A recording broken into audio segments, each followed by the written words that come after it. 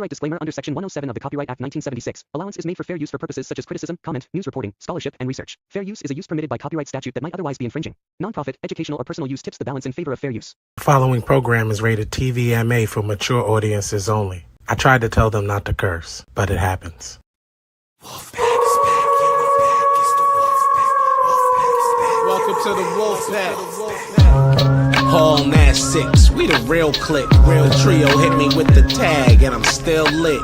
Ric Flair in a leer, that's a real flip. We the illest, and I don't even feel sick. Pockets on swole, that's a buff bag. Well, so many bars, what's in a cell?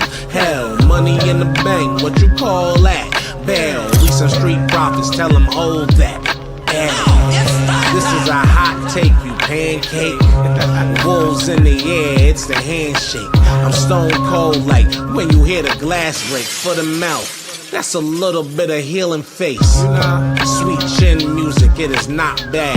I'm about to hit job with the hot tag. Ask Kent, keep him with the star where the wolves at. 7:30 every Thursday, it's the Wolf. Here's a hot take, the opposition's dead, man. No pop, burning down the industry in darkness where the curb stops. Some sharp shooters in your house, we the hitman. Let's treat whoever was no shade kid, you's a big fan. Name another better, doesn't matter, we don't rock with hate. Strictly for the culture and our nation, cause we dominate. Wanna brawl, we all in, and don't care who we gotta face. Toss them off a balcony like New Jack and give a smiley face.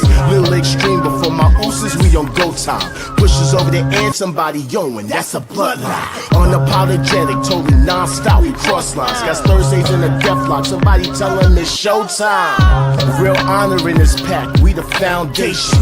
Final countdown, yeah, we got the crowd waiting. Every Thursday, 7:30. And the show is stacked. Go and run and tell a friend we back. It's the Wolfpack.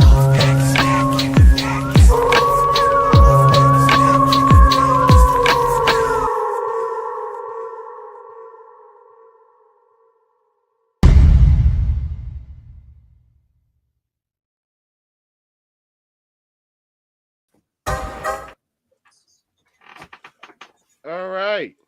How's everybody doing? Wolves in the chat for the pack, you filthy animals. I like how you was nowhere to be found doing this pre-show. You was sitting here talking, and now you pop up. You were having a wonderful conversation, and I guess we're shedding light on many wrestling-related topics. I didn't have anything to say. I didn't need to say anything. You know, I dislike you, right? I never liked you either, but shout out to our guest. I don't like you either. You know what I'm saying? But anyway. I'm gonna shout out Janelle first from HR.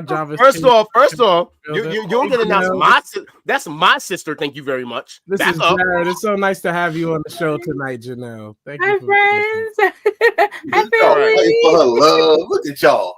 You know what I'm saying? We'll get a girl blushing now. You know what I'm saying? Episode 168, Grand SlamMexico. You know what I'm saying? With our special guest, my sister Janelle from HR, known as Big Sis. Hey guys, thanks for having me. Doing mad stuff. The creator of JobberSlam, the queen. Yeah, all of the brother, and glamour. While my brother Michael Bostic chilling in the back.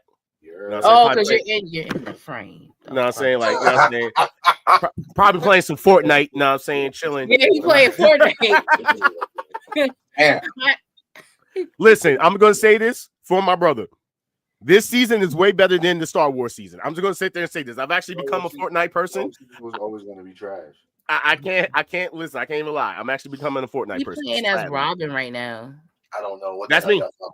That's me. That's all I play. I don't either. It's above my pay grade. Yeah, I don't know in this Fortnite. The only thing I play on this thing is Uno, 2K, GMO. We played Monopoly the other day and I beat him. Game of Life, and we found this escape room game. That's a 2-person game. That's actually pretty dope. Wait, seriously? There's an escape room game on there? Yeah, it's like like you in some like academy type shit, and you go through the different like schools and like different like professors. It's a whole situation. What's the name of it? What's the name of it? Escape Academy. That's what it's called. I'm gonna check that out. Nah, it's actually pretty. Like it's actually pretty dope. He said it's like $20, but it's dope because it's a 2-player game, and he always we always try to find 2-player games, And PlayStation, that they don't give it up like that. So Yeah. Y'all send us like 20 stars real quick so we can all grab the game. We're gonna play them. get them stars. Get them the You know what I'm stars. saying? So listen, it is the Wolfpack Wrestling Podcast. We're normally here every Thursday, 7:30 p.m. ish. You guys can follow us on Facebook and YouTube at the Wolfpack Wrestling Podcast. You guys can also follow us on Instagram at _ the Wolfpack Wrestling Podcast. We are actually streaming live on Twitch as well at my Twitch, WHOISQU3Z. We have the Statements Twitch as well, which is the Statement Wrestling Podcast. And then we also have Enforcer, aka Mr. Attention Getter. You know what I'm saying? We're on his as well. We're also on Kick. You know what I'm saying? Courtesy of Dan. So we are everywhere that we should be as the Wolfpack Wrestling Podcast Network. I don't like how you say Dan's name. I don't like how you breathe. How about that? Like, you know, like your side shots is really getting on my nerves. Like, I'm sick and tired of you. I don't like how you look so much. I took myself off camera. No comeback. Next. Get that ugly face off camera then. Go ahead. Do me a favor. Wow. Such anger. Fickle. They're fickle. Did you kill yourself? Just get on my nerves. Anyway, Dan, you know what time it is. It's time to play the game. I love trips, so I'm always down. Time to play the game.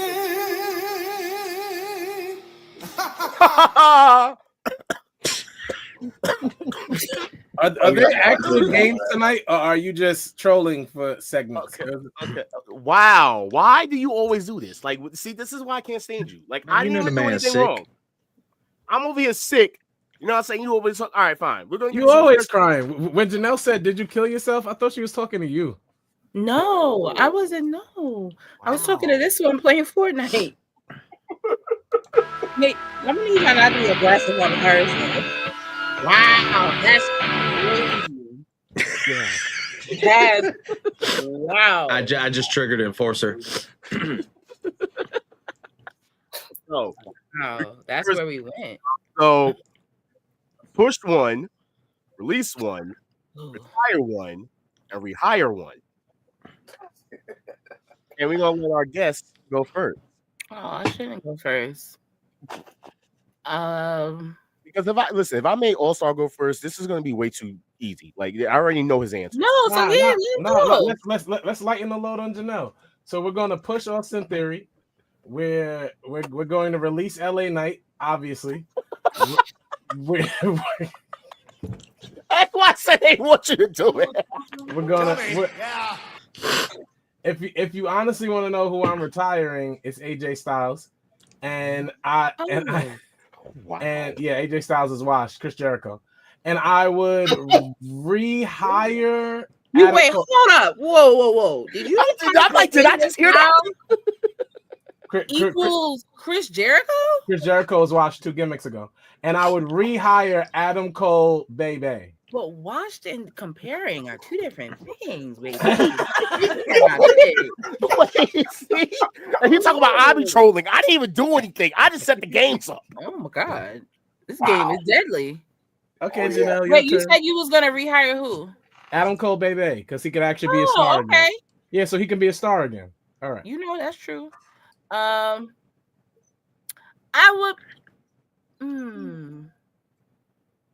I low-key want to push Jimmy. Release LA Knight, yeah. Yo. Yeah, you gotta go. Yeah, it's not that he gotta go per se. It's just that's a that's a different conversation. You're too old. Let go is over. Retire. I don't want to retire Phil though. We just got him back. Ja's definitely going to retire Phil. This is the troll. He's definitely going to retire Phil. Yeah. That sounds hard. I mean, one is part-time, so he low-key is semi-retired. Damn. We'll come back to that one. Rehire. I probably would rehire Adam Cole for that exact same reason. Baby. Because Roberto's okay where he at. Joe like to be Joe's ops is weird, but we're gonna let that be. And Matt Riddle just like to talk. He like just to hear himself talk. So Matt Riddle just like to do drugs. Matt Riddle. No, it's not even just the drugs. It's just like he just like to hear himself. Nah, Matt Riddle does more drugs than a drill song. I mean, listen, they don't look for weed, so they okay. Beyond weed, bro. Retire. I mean, I don't want to retire Phil, but if I had to, I would give him a retirement tour, respectfully. Okay. All right. Not bad option. But not AJ Styles. The fuck? That was crazy. Yeah, that AJ Styles reference. AJ got at least 2 solid years left in the tank. Did you say 2? Yeah, solid. He can finish off this year, and then he could do his last maybe like 6 to 8 months in Impact, and then come back for the WWE second half of that and be good. That man had to come on camera. Yeah, now you want to come on camera all blurry. Yeah, come on camera. Because the AJ and the Jericho comparison was outrageous. So wait, Enforcer. You muted yourself, by the way. I really don't say how if you say AJ should retire in 2 years, and I feel like Chris Jericho should have retired 2 years ago. They're at the same place of retirement. That's not; those are 2 different things, though. Wow, it's very similar. It's one's got muscle, the other one's bloated. Okay, we're good. Actually, technically, Jericho just lost a lot of weight, so you got to look. Did he again? Jericho has a really funny way of like he'll be weight up, weight down. He's a very interesting body type. Cocaine's a hell of a he drug. can shed the weight. Like he if can he shed water the weight, down. if he water weight, he's at the age where, like Josh says, he bloats. He has to take the appropriate blood pressure medicines. Wow. The water pills. And cocaine's a hell of a drug. Him and Tony are living it up backstage. You know what, Dan? You can make your option. To Dan's point, pretty much all three. AEW should hire Matt Riddle. Oh wait, not this Tony, not this Tony, because not this Tony. No. This is our ride or die Tony. He's with us every stream. If AEW signs Matt Riddle, then Tony won't have to look for anything anymore. Riddle got it. First of all, Tony got some high end shit that ain't nobody even. They don't even get access to. That's close to that, that Australian thunder fuck. Hey! Watch your mouth. Watch your fucking mouth, sir. Watch your mouth. You're not that far. Don't degrade the champion at any time. All right, let me know. For me, if I'm going to push somebody, it's probably going to be Finn Balor, right out the door. As far as release somebody, you're not following the game. He never does. This is his game. Oh, that's your thing? Oh, okay, my bad, y'all. This is my thing. This is my thing. Like, I am going to push Finn Balor. You're not playing right. Because Finn Balor is probably one of these most and that top tier right there is probably one of the most deserving of a push. That man has been disrespected for far too long. You said the word. As far as releasing someone, LA Knight and second runner up would be Karrion Kross, unless they figure out what the fuck they're gonna do with the guy, because the guy is over as hell. Don't you hate on Killer Kross? Shut your mouth. Oh no, I've been the original Killer Kross fan, but as of now, I'm getting tired of him being disrespected. I won't even say release him. I'll say free him. Free him. As far as retire one, I want Fragile Phil to get the fuck out of here. I don't know why this was even a question. That was going to be my answer. And as far as rehiring somebody, all right, next game. Wow. Whoa. Wow. There's no way I will rehire. Adam Cole is about the same size as Rhett Titus. Matt Riddle is on way too much drugs. Don't do that. Rhett Titus is definitely taller than him. All right, so he's the big brother. He's the tall big brother. All right. All right. Samoa Joe, he's good where he's at. He's good where he's at. Is he? I think he's good where he's at. Listen, he's at the end of his career too. I think he's good where he's at. All right. Let me say this. Bobby, definitely good where he's at. Yeah. There's nothing for him in WWE. I mean, unless you're going to put him against Gunther or Obafemi or whatever the case may be, he's good where he's at. Leave him there. Yeah. Let's try the next one. I didn't even say mine, bro. Yeah, you didn't even let them say this. I tried, but they didn't want to answer, so my bad. You just kept running your mouth. You're fired too. How about that? I don't know why you act like any of us are hired. You don't pay us. Spicy. Y'all spicy tonight. All right. Dan and Enforcer. My bad. Go ahead, Enforcer. This is easy. It's really easy. Push Kozlov. I guess that's his name now. Did you call that nigga? What the what? I don't know his name no more. I haven't seen him in a minute. Like, wait, the Cuckaroo. What are you talking about? Kozlov, whatever the fuck his name. I forgot his name. I haven't seen him in a minute. You talking about Ludwig Kaiser? Like, yeah. Last week I called him Mr. Stratton. So Stratton. I haven't seen him in a minute, but he needs to do something. He is his own person. Don't do that. Yeah, we might as well release LA Knight because, dude, you like the Buffalo Bills of money in the banks. You just keep losing opportunities.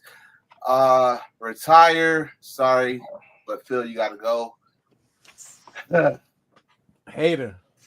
I gotta rehire Adam Cole. I got to because if all the rest of them, you don't know how to use them. You don't know how to use them. You know how to use Samoa Joe. You know how Bobby Lashley. You was and Matt Riddle. If we had the right drugs for you, probably come back. But Matt Riddle should go to NWA. He should have been in that segment with James Mitchell.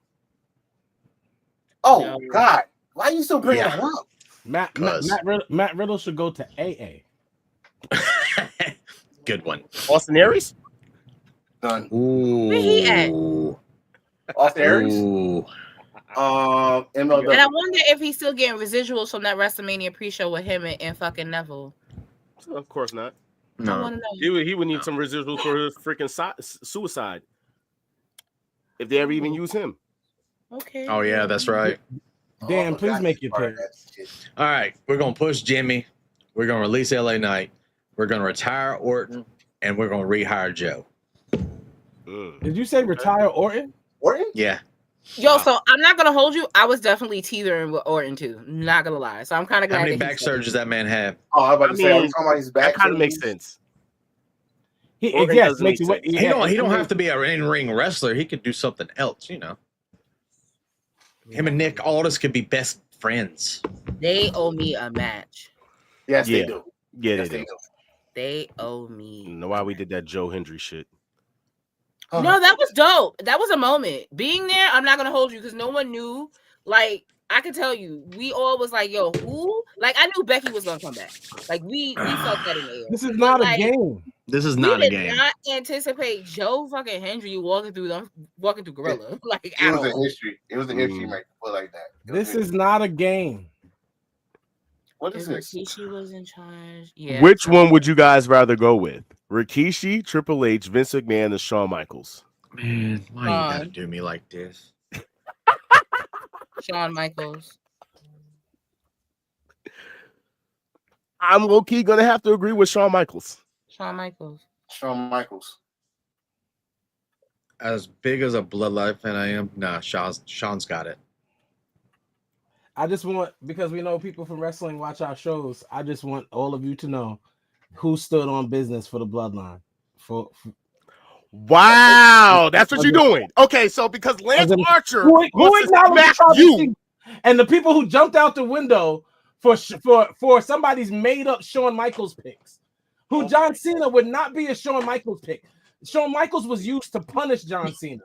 He would not pick John Cena. We know that. Hold up. Well, look at the belt he got. With John being in all three of them, but that Bloodline one is hilarious. I just realized he's in all of them, but that one. He's not Bloodline. Oh, you forgot the Rock one, though. You forgot the Rock one. The Rock technically is the Rikishi one. Yeah. No, the Rock is the Rock, period. He has every back. The Rock will be the champion of all. He will have every single championship. He had the women's championship. He might give it to his daughter. You know what I'm saying? He might hold every single other title. He will be the belt collector.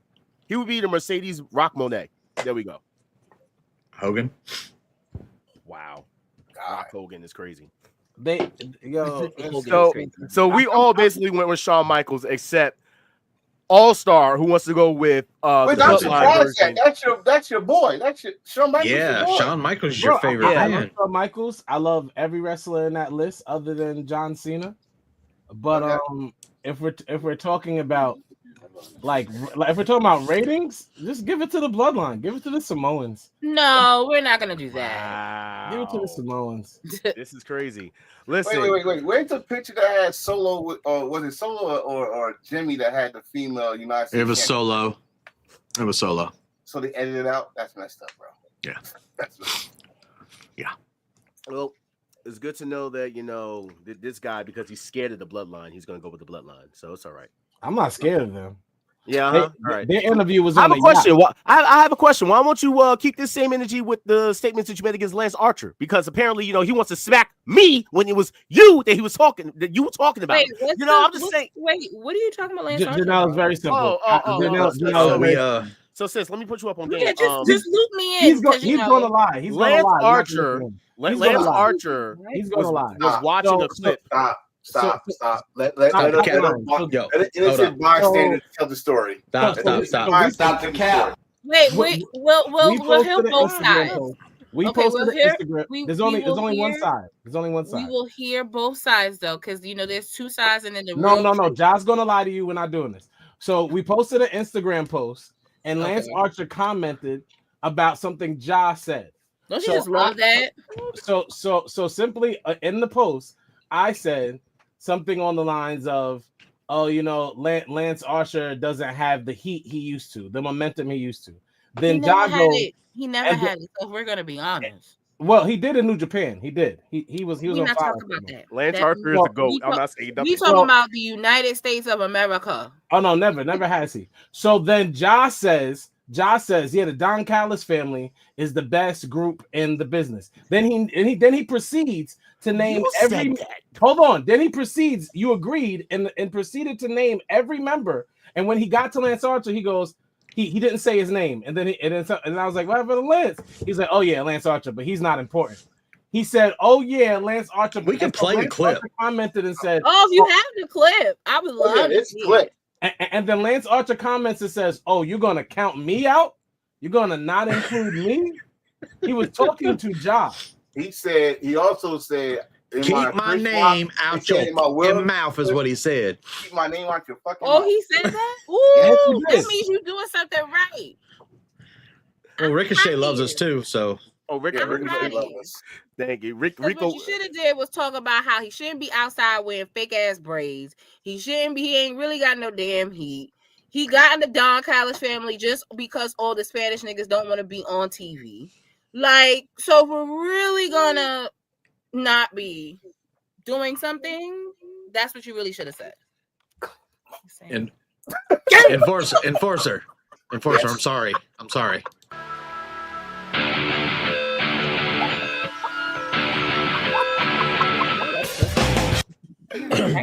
Sis shows violence. Sis shows violence. Not yet. When wrestlers start, that's something I realized and I've learned. When wrestlers start responding to your shit, that means you struck a chord that they know that, oh shit, maybe I should be doing something different. Ricochet. Lance Archer. Oh, I'm waiting for Rico Booty to say anything I say. Oh, he fucks with us. He loves us. He does love the Wolfpack. Oh no, he's on our page a lot. Lance Archer dresses like a custom wrestler on 2K. Like he literally from head to toe. Lance Archer, I just want to let it be known that the Holy Hill Jared All-Star said that, not the honest real Hill Jock Killings, okay? Once not. See, and this is also a lesson for y'all. When one person says it, the whole group go down for it, so don't even matter. I swear to God. It don't even matter. You know how many times Lucas done said some shit, and now I gotta be, now we all like, oh, well, I guess, because he done said it. It's a team effort.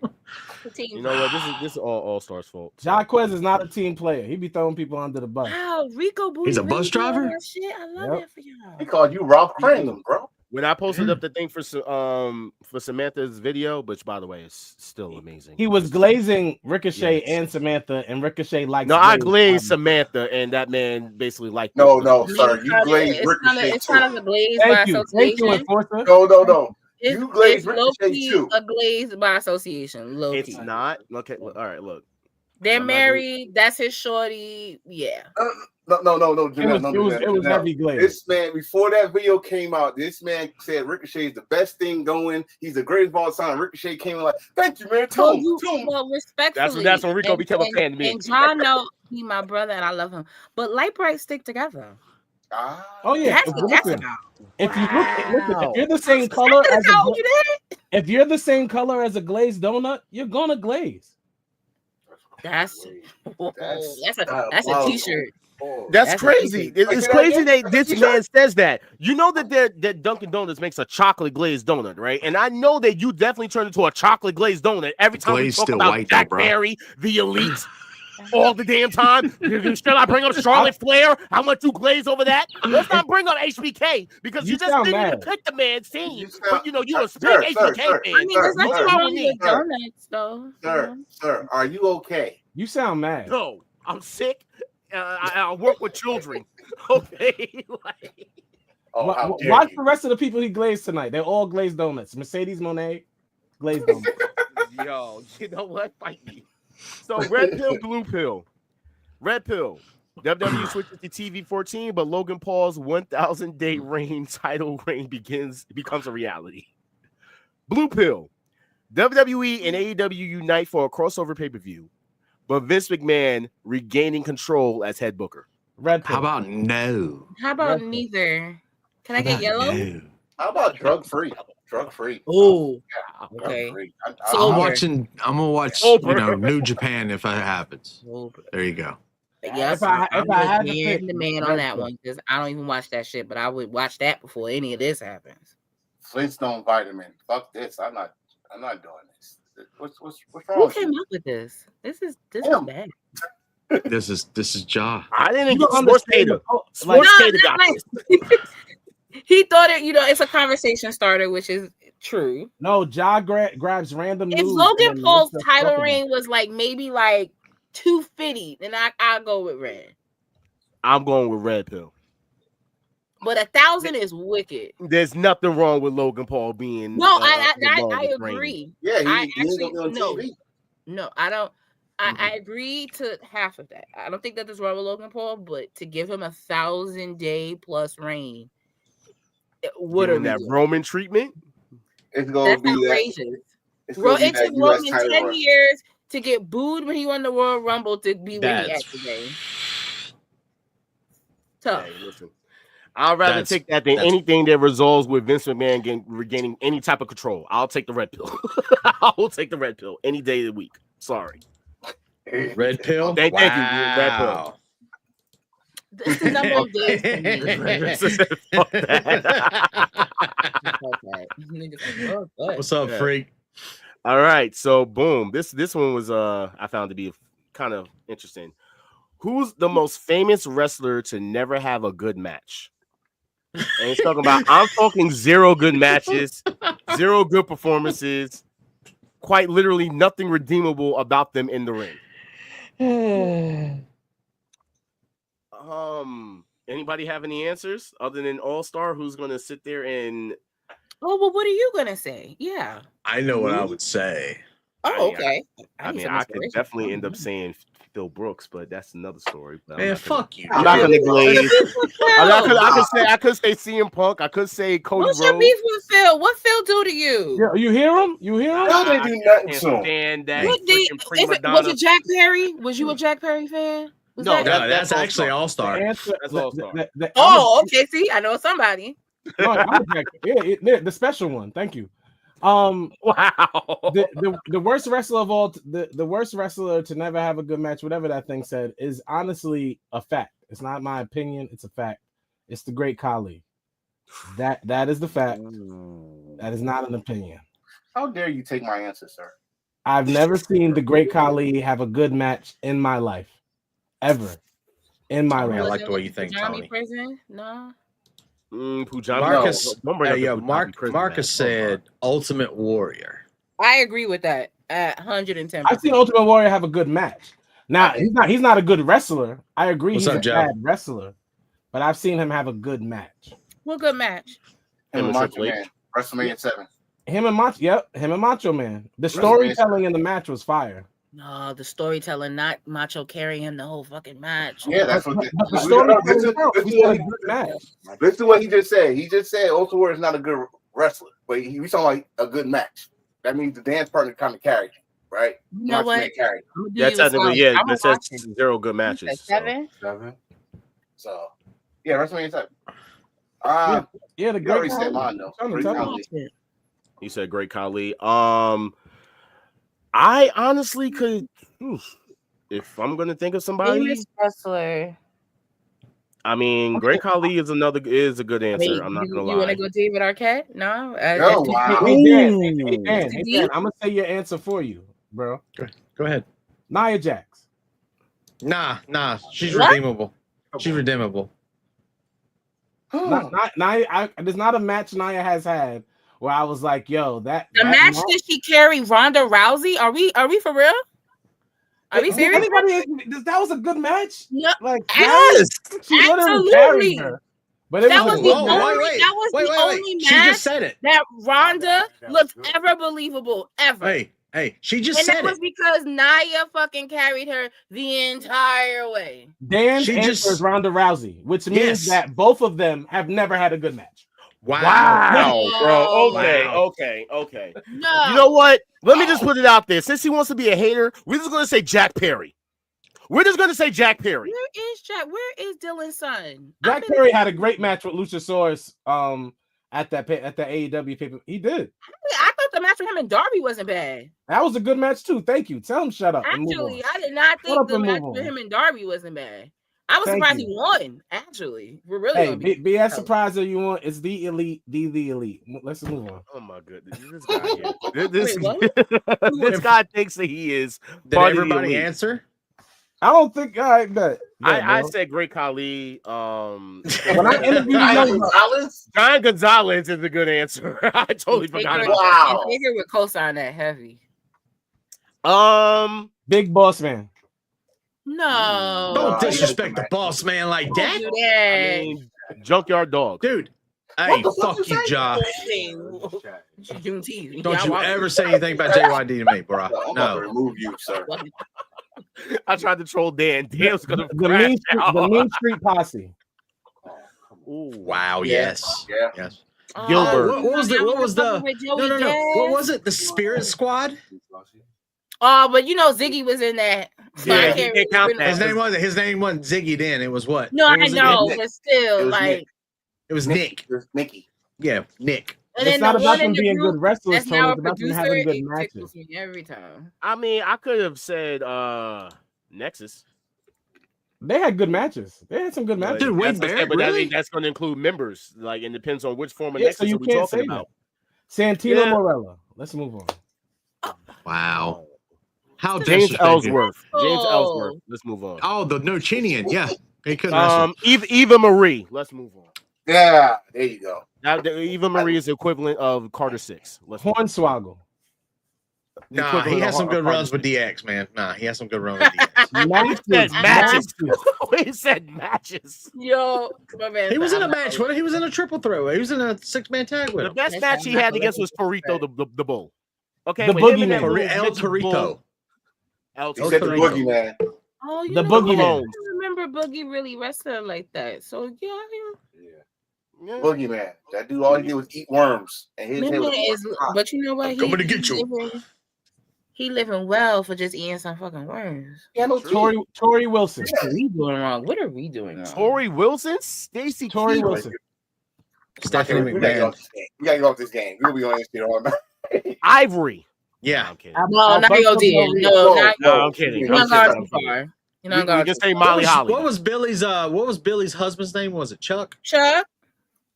You said Billy's husband? You saying Chuck Palumbo didn't have no good matches? They got married, dude. They got married on TV. Duh. Chuck Palumbo didn't have no good matches? Alberto Del Rio. Nah. He had it. I don't know. But what I understand is he took Paige down pretty easy, but Charlotte beat the shit out of him. Okay, so next game, we're gonna move on to the. You can say that. That's funny. I'm going to hell. I don't care. I like that. No, that was the one. Clip that. That was it. Ryback. Still going. Fantastic. Yes. Y'all still going? You're still going. It's your fault. Well, you know, Ryback. It's not my fault. I said James Ellsworth and left it alone. Like, who else you want to say? Colin Delaney? Yeah. Colin Delaney. How about that? Colin freaking Delaney. Take it all the way back to that. What about Zach Raquel Rodriguez? One leg man. Yeah. Raquel Rodriguez. Yup. Big back. Thanks, Dan. I was just telling Michael how I can't with her. Big back. Raquel Rodriguez, yeah. Back, though. I don't mind the back, but I can't mind the front or anything. Can tell. Dan's on one today. Let's just say that. Dan is definitely on one today. Pause. Oh, yes. What is her name? The chick that Ariana. Yeah, the crazy Ariana was she a Cameron. Was yes. Don't do that. The modern day Maharaja? Really? All right. Gang. Him, if he was world champion, definitely gender Mahal. Oh, Muhammad Hassan. He wasn't even Muslim. Okay, you're right. Perry Saturn. Leave my man alone. Don't disrespect the rings of Saturn now. Yeah, don't do that. Yeah, you leave the Toxic Avenger alone, bro. I'm telling you. The guy with the mop. Just because all the lights don't turn on, don't mean that it wasn't still a good show. Dude, he wrestled a mop for like 6 weeks straight, and it was entertaining. No, he had a mop with him. He wrestled the mop too. He eventually broke the mop. The only reason Jaquez is sick is because he's wearing a tank top like an independent black wrestler. I'm out. All-Star has been fired from this show, and he ain't coming back. I'm sick and tired of his ass. Always talking. Why are you back? Oh, wow. Next. All right, so we was kind of alluding. We was talking about this earlier, to amongst ourselves. But hot take of pancake. Someone said the CFO gave Jim Johnson a run for his money, and you know what, they are right. Let's talk about it. So, do you guys think the CFO gave Jim Johnson a run for his money as far as like the theme music? I don't care. If you think about it, we kind of forgot about Jim Johnson for a minute during the NXT run.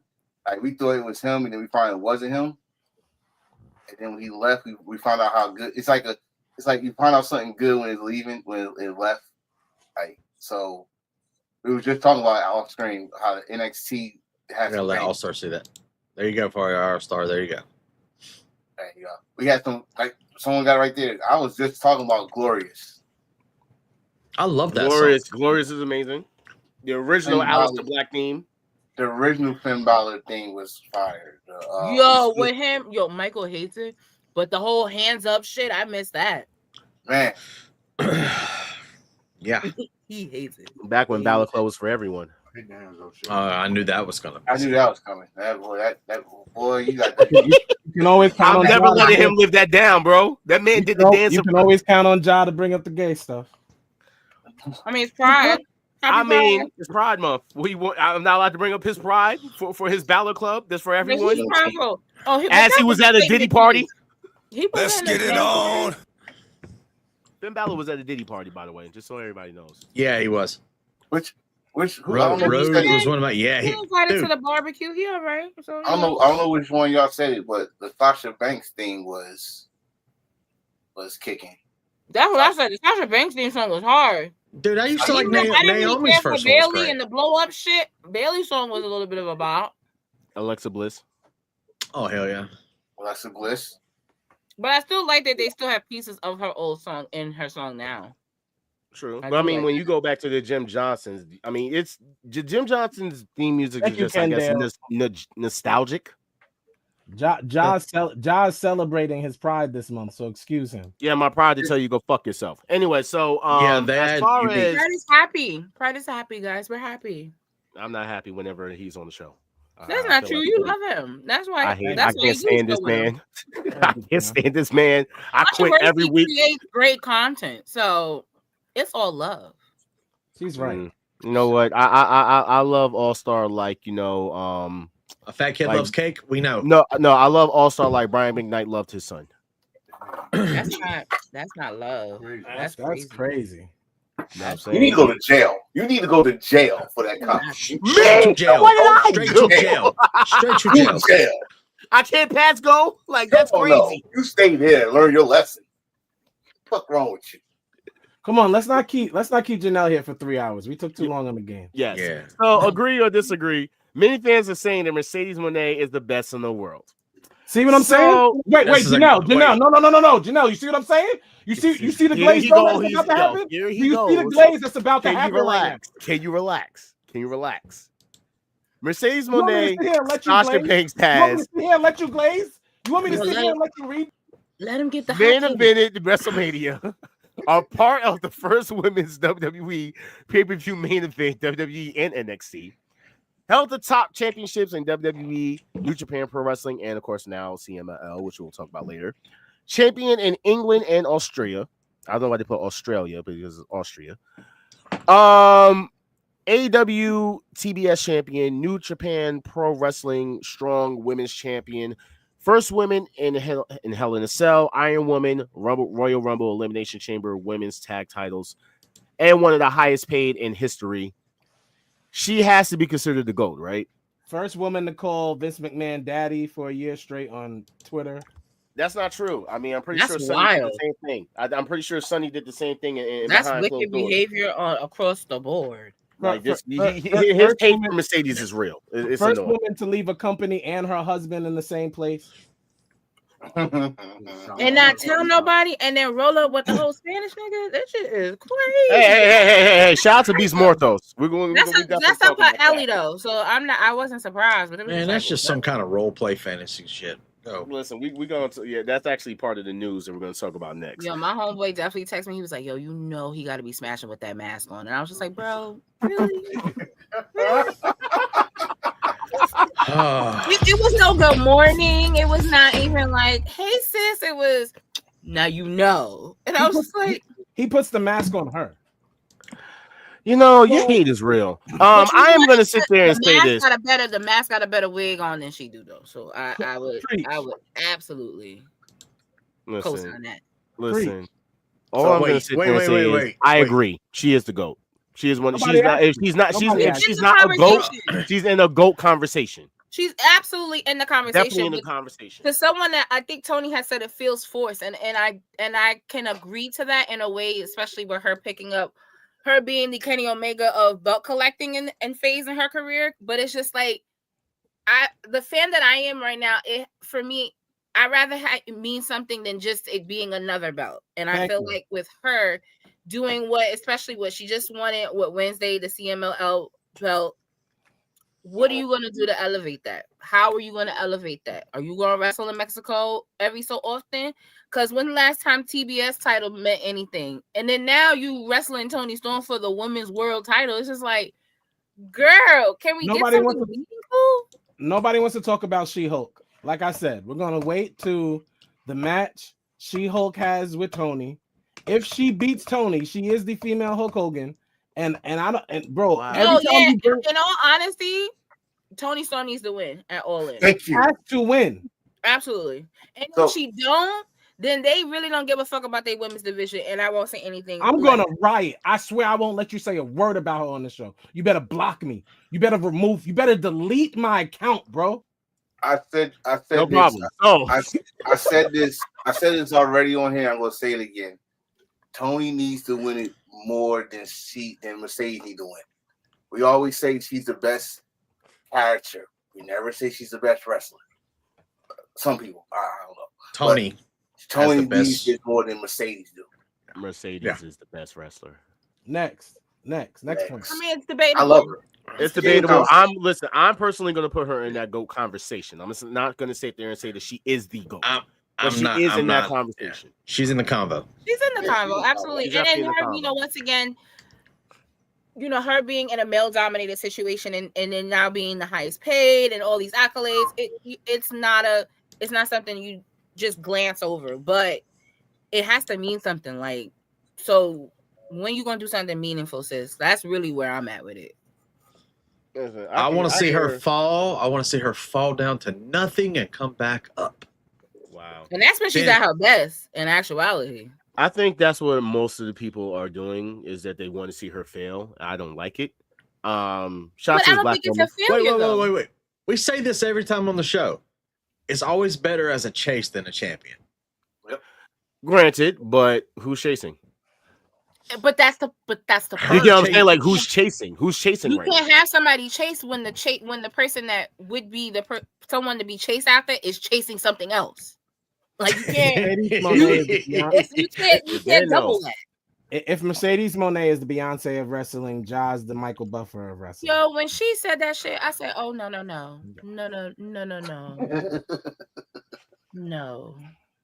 Like, let me tell you something. Like I understood, but it was no. That didn't hit for me. You. That's a no. Like I just saw Beyonce. This nigga below me. Listen, No. I'm getting sick and tired of you. Okay, I'm about 2 seconds from jumping out of my square into yours. That don't Keep sound talking right shit. Keep talking shit. Keep talking shit. Pause. Yo, Dan, shut the fuck up. All right, so this secondly is the last. This is the last one, but this is kind of. I want to see where everyone thinks about this. So, are you on board with Booker T's comments? This is how I take a pancake. Booker T says that the women's evolution should be a 2-night event because the roster is stacked. Pancake. It might be a 2-night event because we got that much talent. The roster is stacked. I mean, it's got to be at least 20 matches.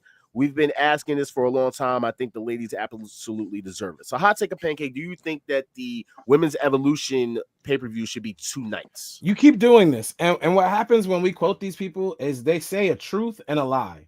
Like it's a part of marketing. So, is their roster stacked? Yes.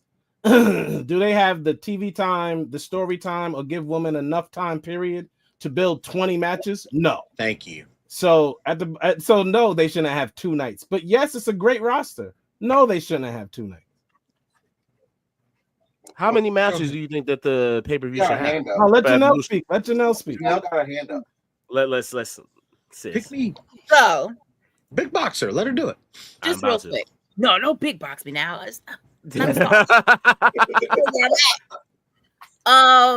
Okay, that's fine. Yeah, don't big box me though. It's fine. Okay.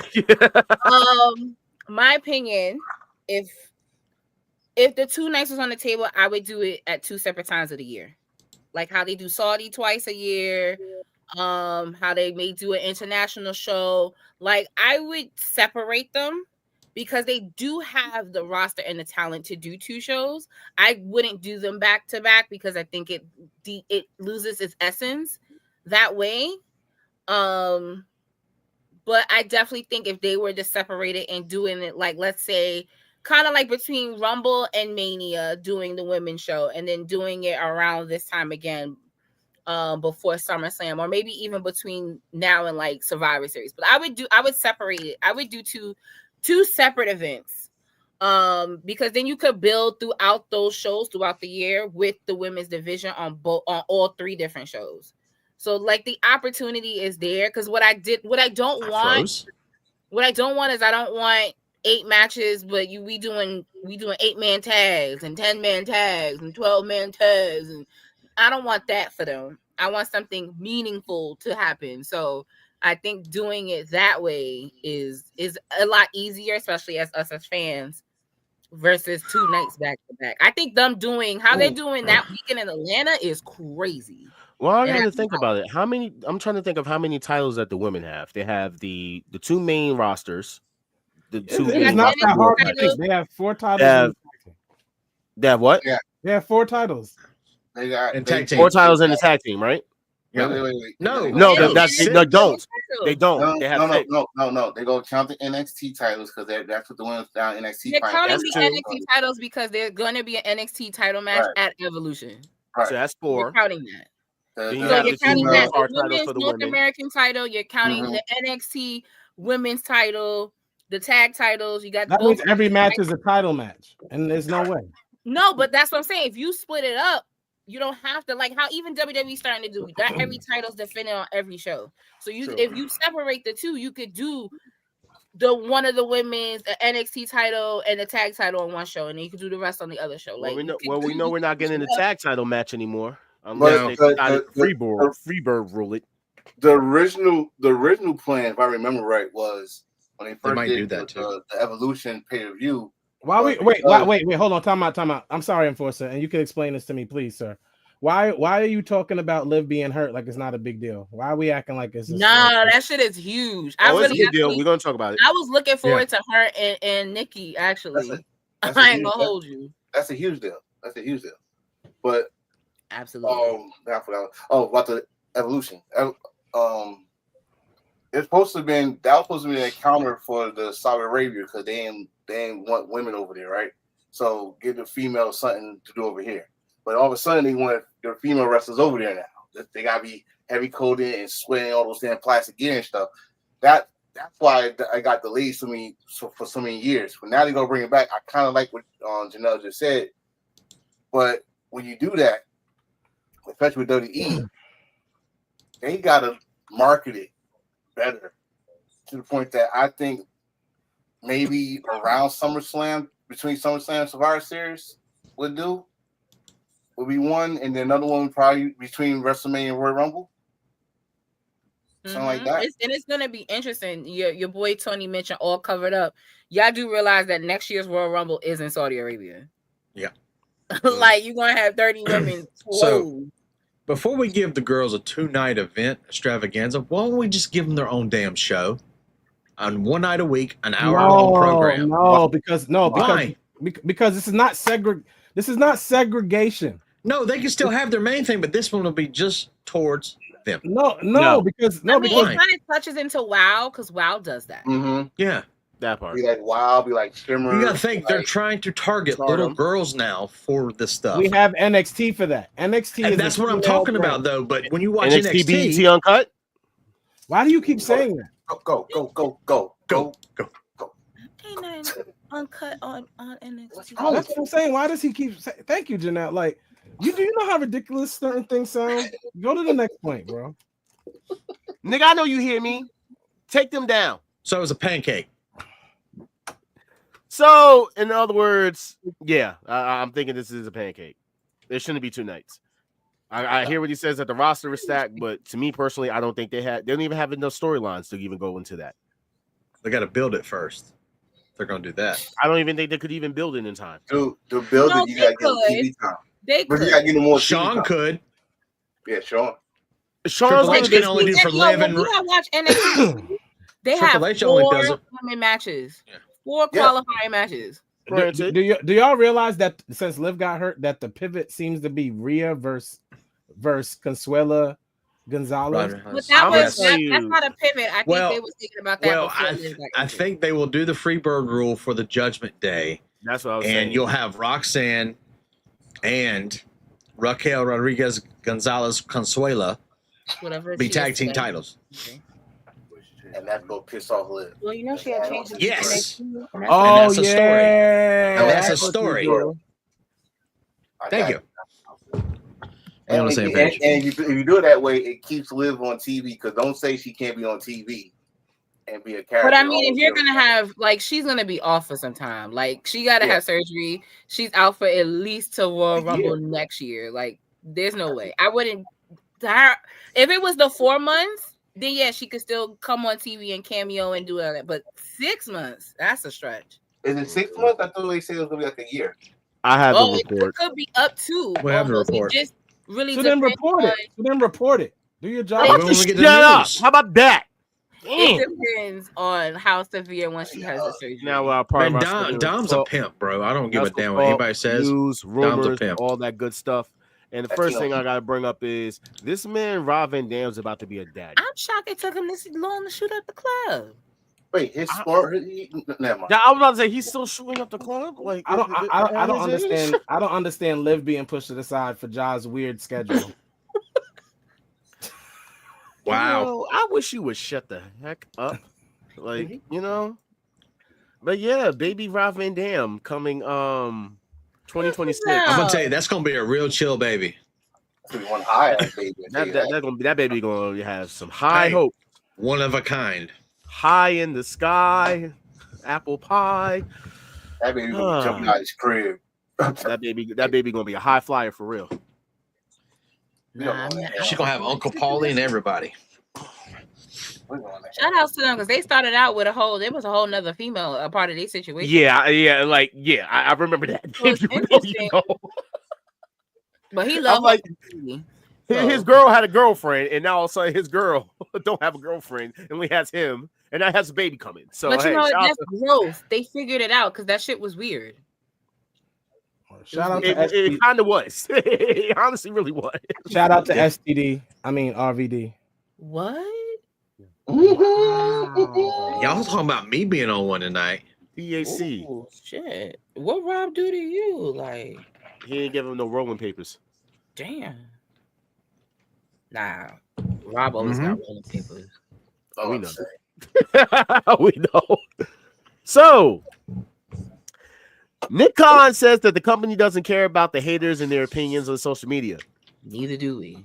I've never once searched my name on X or Google, whether it's good or bad. Bullshit. Doesn't matter to me. It's not real life. I try to keep my head down and work. If I'm doing something wrong, someone I trust will tell me. I'm not going to let someone with 14 followers decide how I feel about my day. We try to program for the universe, not the people who just want to criticize you. All right, let me just stop right here. Why the fuck you lying?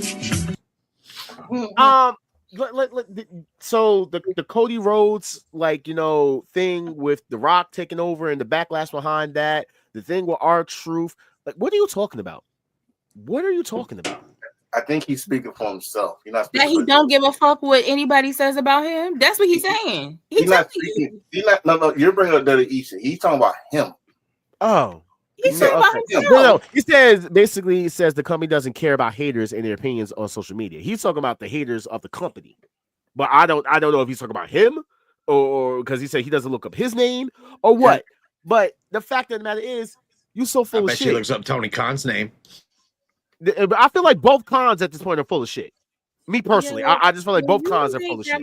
When you live in kind of large, like, who gives a shit? Like, who really cares? Like, Tony out here reading comments. Like, he not checking for no professional shit. His feeling, he's in the comments answering. Nick Khan ain't doing that. Nick Khan don't answer nobody except probably his actual boss, which he might not even control the accounts, but we know Tony Khan, he's controlling all of the accounts. See what Marcus just said?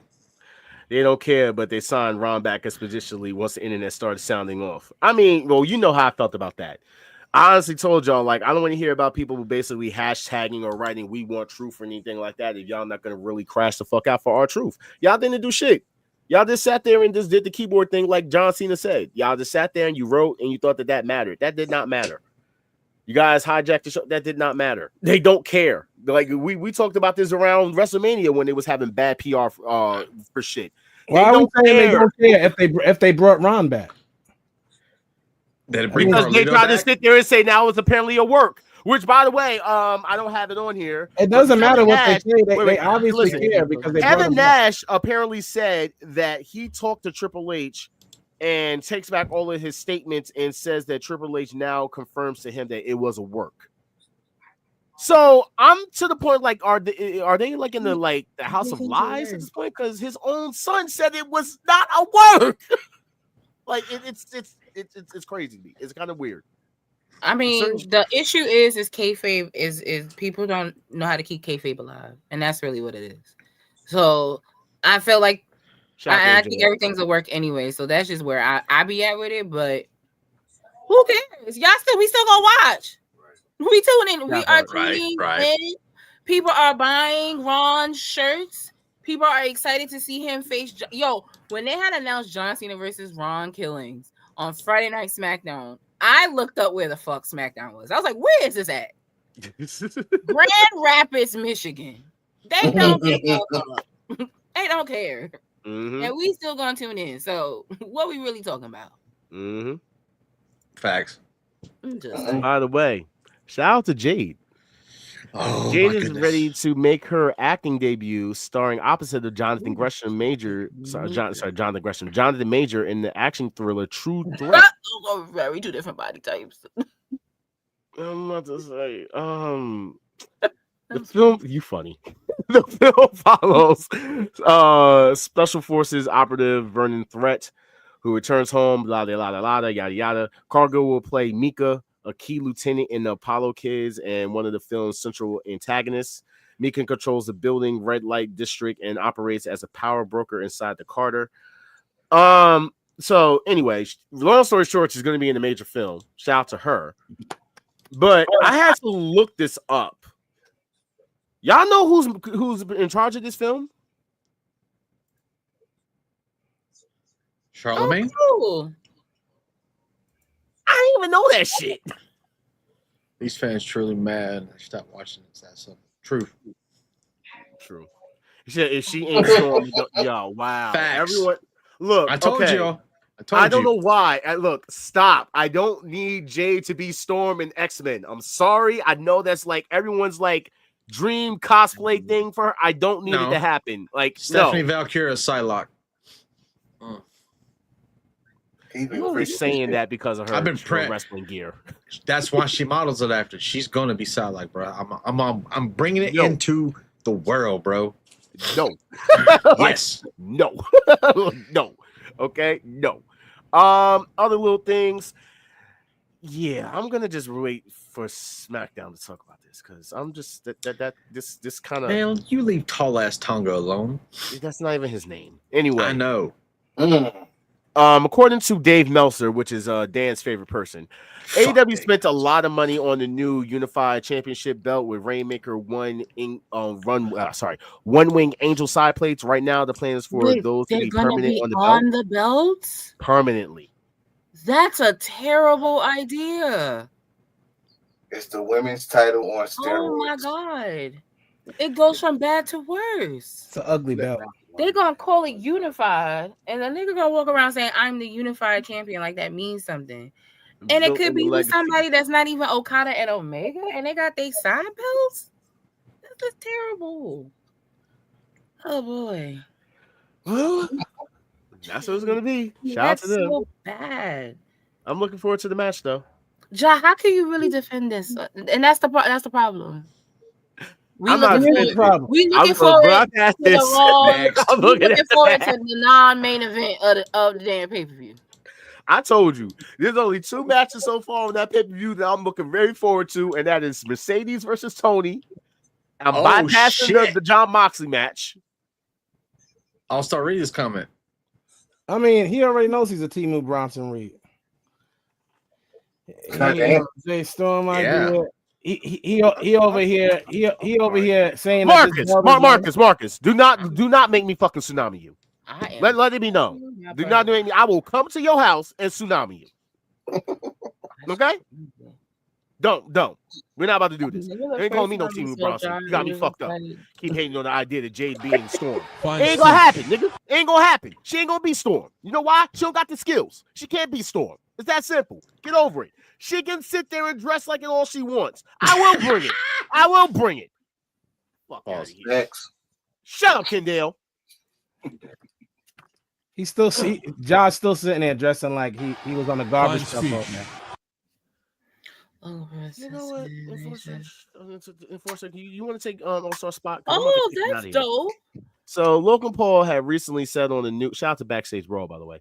Logan Paul had recently said on a new episode of Impulsive that he personally reached out to Hangman Adam Page for permission to use some of his moves, and that Hangman gave him the green light. Logan also said that he appreciated his professionalism too. That's actually very fucking dope because I know a lot of people online has been complaining about him stealing Hangman's moves and all because he was doing it better. That's crazy. You know what? I'm starting to love Hangman. Wild. How is John security guard and he dresses like the dudes he kicks out the bar?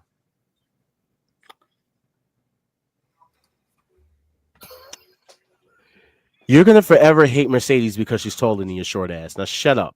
She's not. She's not. She's not. I'm so sorry to bust that bubble. She's not. She's taller than All-Star. She's not. No, she's not. She's fine. They're the same damn size. How about that? She's taller than Roxanne Perez, though. I give you that. Everybody's taller than Roxanne Perez. Even Kimmy's taller than Roxanne Perez. Oh God! Shout out to Kimmy, my little midget cousin. Speaking of which, Dan, do you have the picture before this?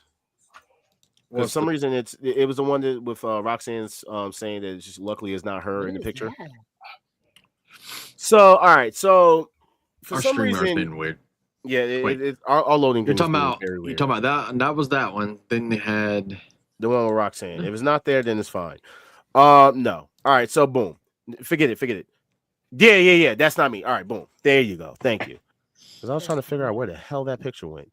All right, so she said that's not me in the photo, and I'm safe. Now, for those that don't know, she has been getting stalked, and this was going around. Shortly after her official move to WWE's Raw roster, Roxanne Perez was the subject to alarming online threats. A Twitter account named "Is Roxanne Perez Dead Yet?"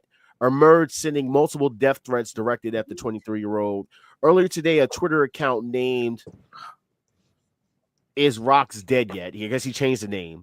Posted a photo of a woman in her house, and many assumed that this was Roxanne. You're weird.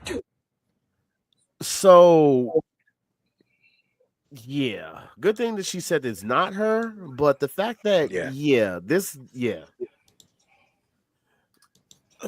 people are fucking weird. People are very fucking weird. That you're stalking these wrestlers, like we've seen it happen with Sonya Deville and countless other women. Like she don't even. Oh, they do it to men too. They do it to men too. They walk up to people in the bathroom asking for a damn autograph. Crazy. Wait, fucking weird. What'd you say? No, I was saying she don't even like men. So some man rolling up on her is crazy work. Like she don't even. Sonya Deville. Yeah. But he's so up and down like, he's trying to figure out why she didn't want to choose him and why she didn't want to accept him and be with him and all this other. I'm like, it's very because he has a penis. Mental health. Mental health. Best way to basically talk about it. Get help because you guys are weird. Yep.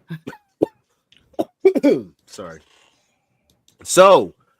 Fightful is reporting that WWE showed preliminary interest in Private Party before news surfaced of their upcoming contract expiration.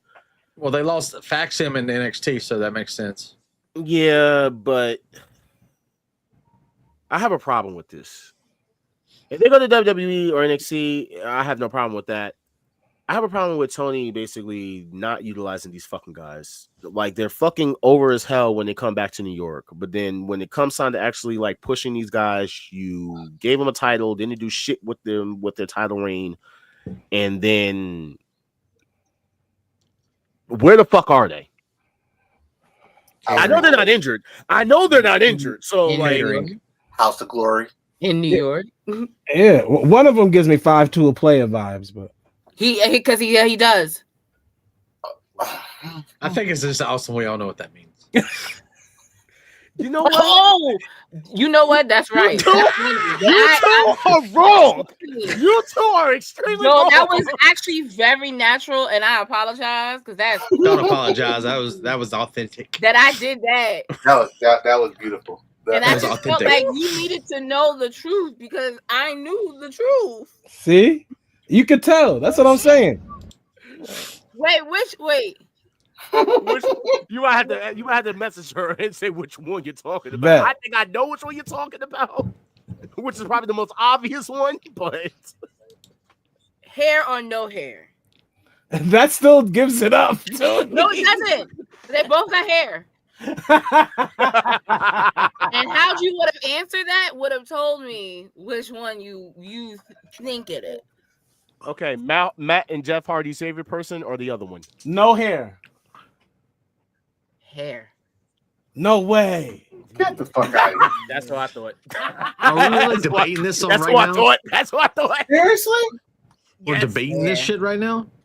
There's not a debate. We get the other end. We gonna move on. This is the confirmation, and we're gonna move on. Don't ask, don't tell. Oh wow! No, yeah. Wow, motherfucker. So let's talk about this. Yeah.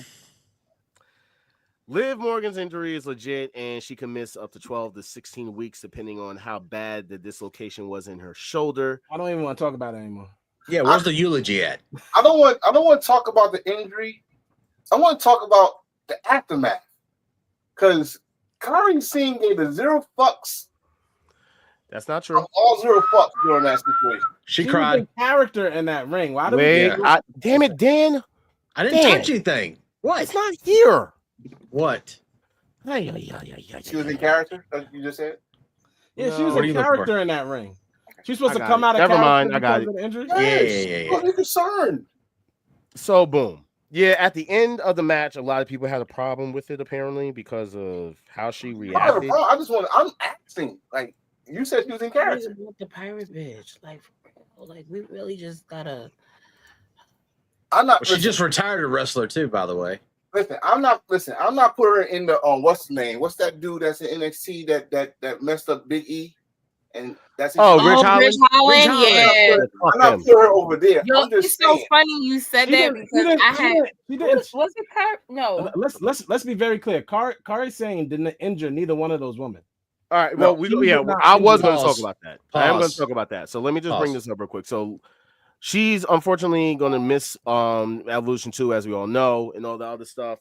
It was reported that the planned matches for the events have now been moved and scrapped entirely. This includes the cancellation of Morgan's tag match alongside Raquel against the Bella Twins.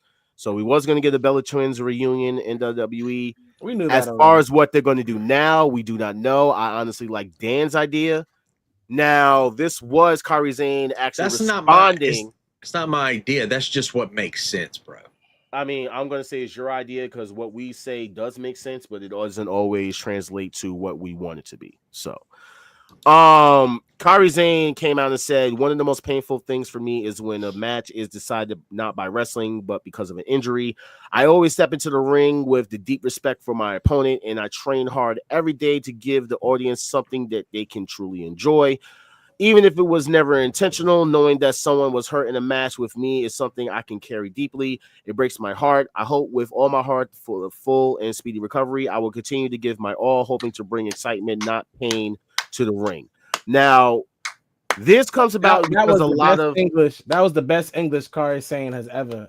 She wrote that though, like that in English. That's crazy. Yes, she wrote it.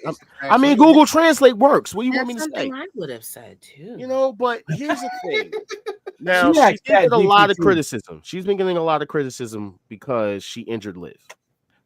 But right now, this Liv is the Golden Girl. Yes, but this is also not that long ago because, or if you not forget, Zoe Starks. Again, and I literally said it that when that happened, they both were at fault. Yes. I said Zoe was at fault. It's wrestling. It happens. It's unfortunate. It happens. Like granted, but like Zoe jumped way too, like basically when she knew that Kari wasn't in her spot, and Kari wasn't in her spot. So that's why I said both of them. I can't just put it on Kari being at fault. Well, I put it on Zoe at fault. It just know her knees ain't what they use. They not Megan Thee Stallion. So why the fuck would you think you getting on the top rope was a good idea? I mean, hey, she's been doing it. That's part of her move. Every other time she didn't get injured until she went against Kari. She didn't get injured until she went against Kari. Nah, I'm joking. I'm joking. I don't want She was injured before. Starting shit already. That's like the third time getting knee injured. She got injured. Yeah, like she injured. She's glass. Her knees is glass. She even said it herself. She goes, "My knees are glass. I'm fragile." Legit. Mm-hmm. So yeah, she's out for the next couple of months. Sadly, Kari Sane does not deserve the hate. It's not like she's not like an unsafe worker. So I don't know why people are assuming that just because two people got injured. Unfortunately, now the third person, I'm gonna say if a third person does end up getting injured, then I'll change my stance. For now, I'm standing 10 toes down that she's not doing. I mean, it's wrestling is not ballet. We all know.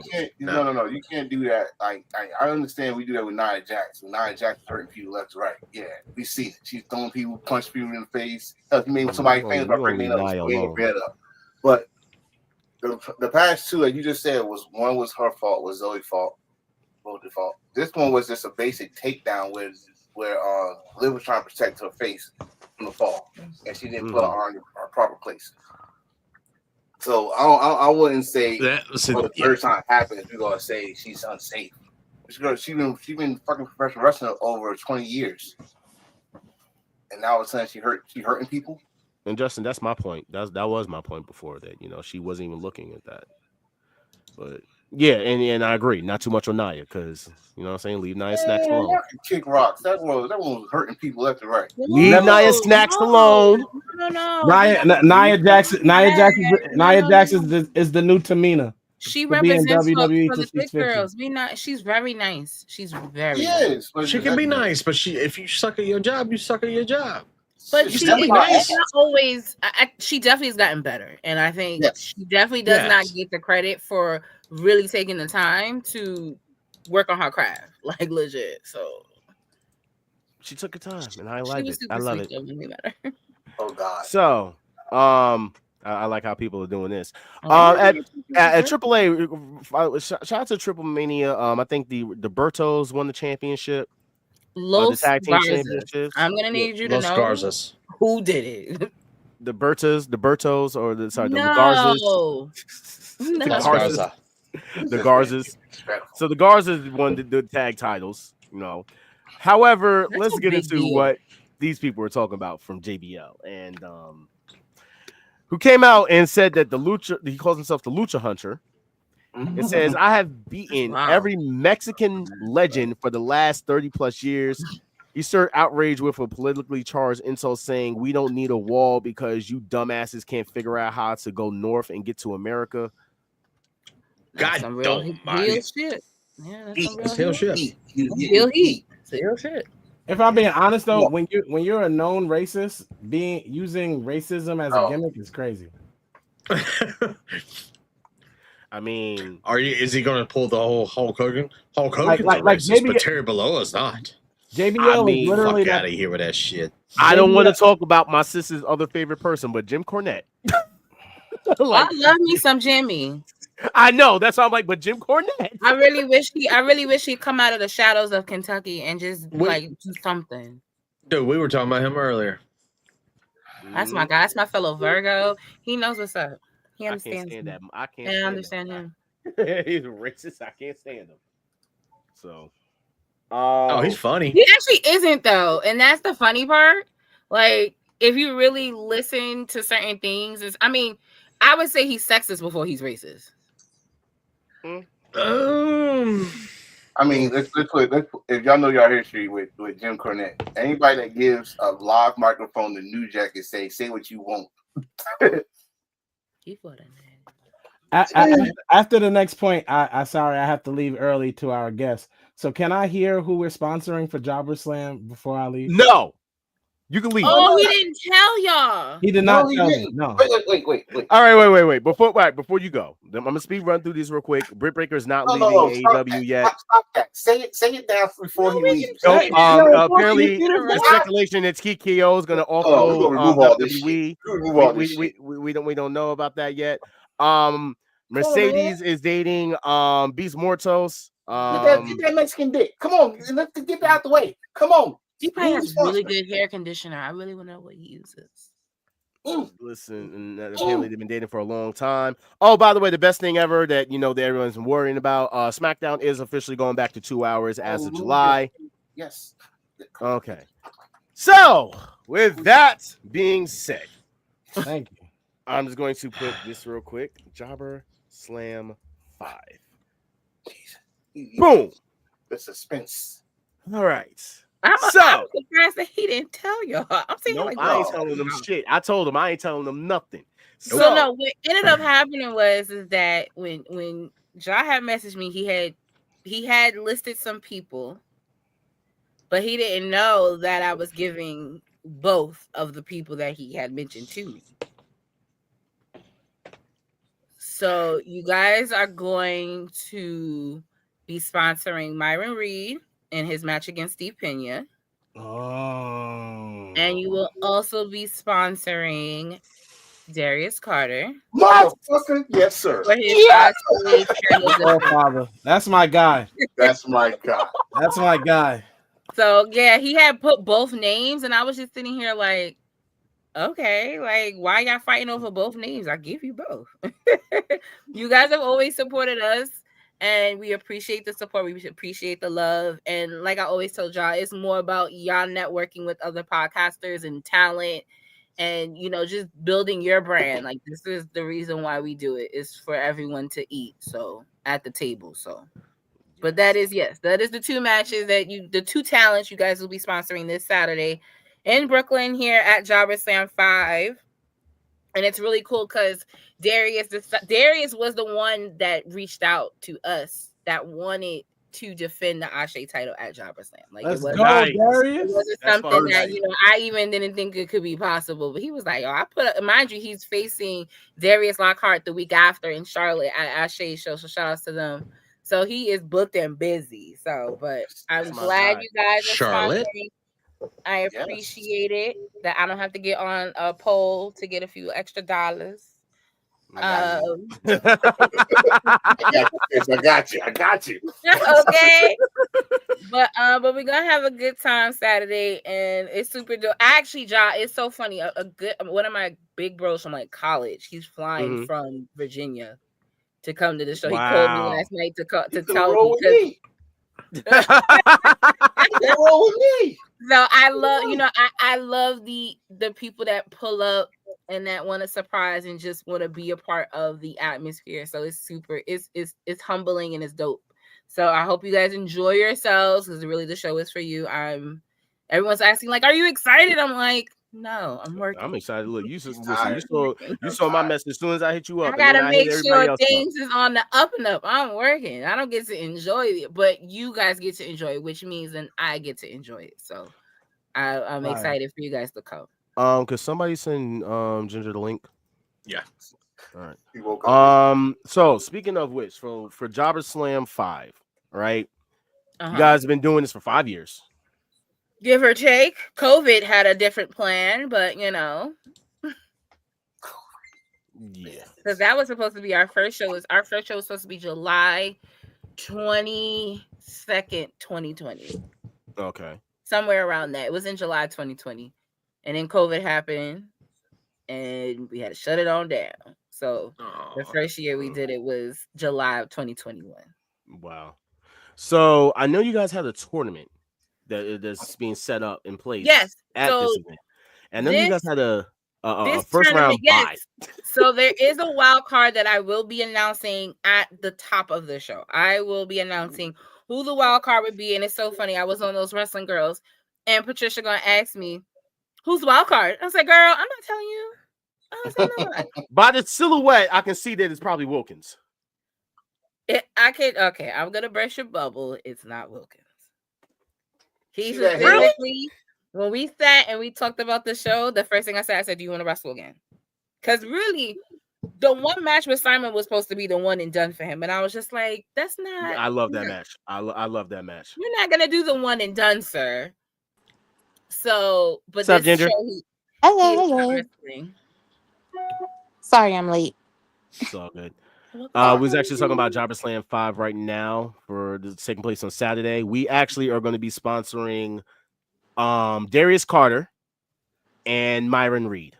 So Janelle, just letting you know that my wife is got a Kool-Aid spell right here. So you said Myron Reed, that's one of her favorites. It is. Yeah, girl, so okay. So now that I know that, so one of the things I have like a signed photographer to take pictures. Because I do want all the sponsors to take pictures with their sponsored talent. But I will we're going to do a picture with your wife and Myron, just the two of them. Nice. Like, we'll do the group picture, but still get her one. Divorce my wife. That's what you want me to do. You want me to divorce my wife. That's what you want me to do. No. So, he's taking. He just got a whole new baby. He's taking. He's not on the market. But I didn't know that. I had no idea. So now I'm even we do things in wrestling with meaning. That's what I mean. We do things because they will have a lasting impression on the people that participate. So your girl Sasha Banks getting 8,000 belts is not entertaining, but that's y'all gonna stop hating on Mercedes. I'm tired of I'm not hating. There's a difference because like I have a special love for her because being there for that WrestleMania with her and Bianca and watching two Black women main event WrestleMania, that meant something to the little girl in me. So I will never take that away from her. But this whole like, I just want to get all these belts and then do what with them, sis? Like, what are we gonna do? Like, you had this TBS title that you didn't really need, and you could have gave it to Willow, you could have gave it to Statlander, you could have gave it to Julia, you could have gave it a whole bunch of them girls, and you still holding it hostage. So what are we doing? Well, at least it's not in a briefcase. You know what? You really have a problem with Moxley. This is a joke too. your beef with Moxley is yo. My belt is in a briefcase because of Moxley. Hey man, come on, man, save my belt, man. Save my belt. This is how it looks. Do you even know what your belt looks like anymore? No, I haven't seen it in a long time. I don't even think it's not even in there. It's in the car. Yeah, I don't even think this is in the. The belt is bigger than the briefcase. So that's true. I didn't notice it. The proportions are all off. Yeah. All right.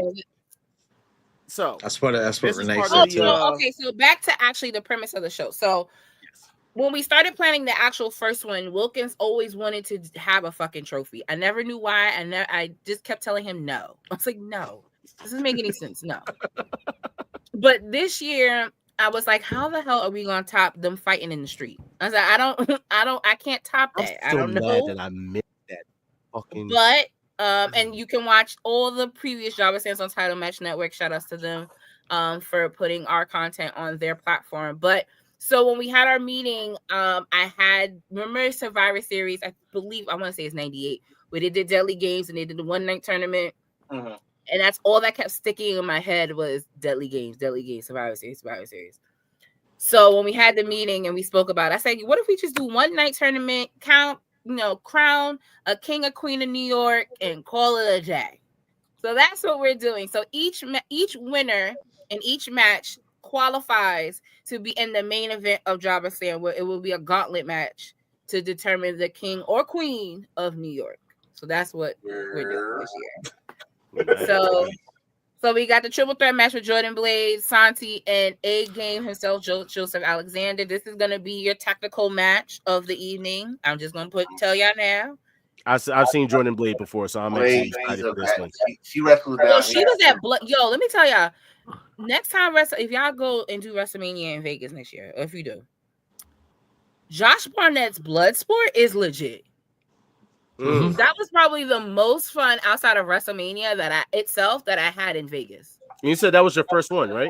Yeah, that was the first time I went. Like, I actually went because I was like, oh, most of these WWE guys is here. And I was just like, and fucking Karrion Kross is hot and Josh Barnett is hot. So we gonna go. So we low-key had missed majority of Wale Mania because we were at Bloodsport. But it was so worth it. Like, it was no ropes and I was very confused. And I was very like, what is going on here? But I love technical wrestling. That's like I love it. So it was really good. So this will be a technical wrestling match for the evening. And then what else you got? Whoa, we got a lot of shit going on. Whoa, boy. Alex Kane. That's my bro. Like, I don't even think y'all understand like the love that I have for this one here. Like, he's always been like, I want to be on. How can I get on? I think I follow this guy on Instagram. Yeah. He used to be Mysterious Q. He used to have a mask on, but we always knew he was kind of pretty and hot. Wait. Carter Black is Mysterious Q? Yes. Get the fuck out of here. Wait, what? Absolutely. That is formerly known as Mysterious Q without the mask on. Yo. Booker probably told him to take that shit off and finally make something of himself. Oh, shit. I just thought about that. I'm like, wait a minute. The breaking news. We saw him with the mask on. Yeah. I'm looking at his arm. Like, how did I not know that shit? Because look at the tattoo. Yeah, that's crazy, man. No, but yeah, that's so he's now, he's coming back for he was injured for over a year.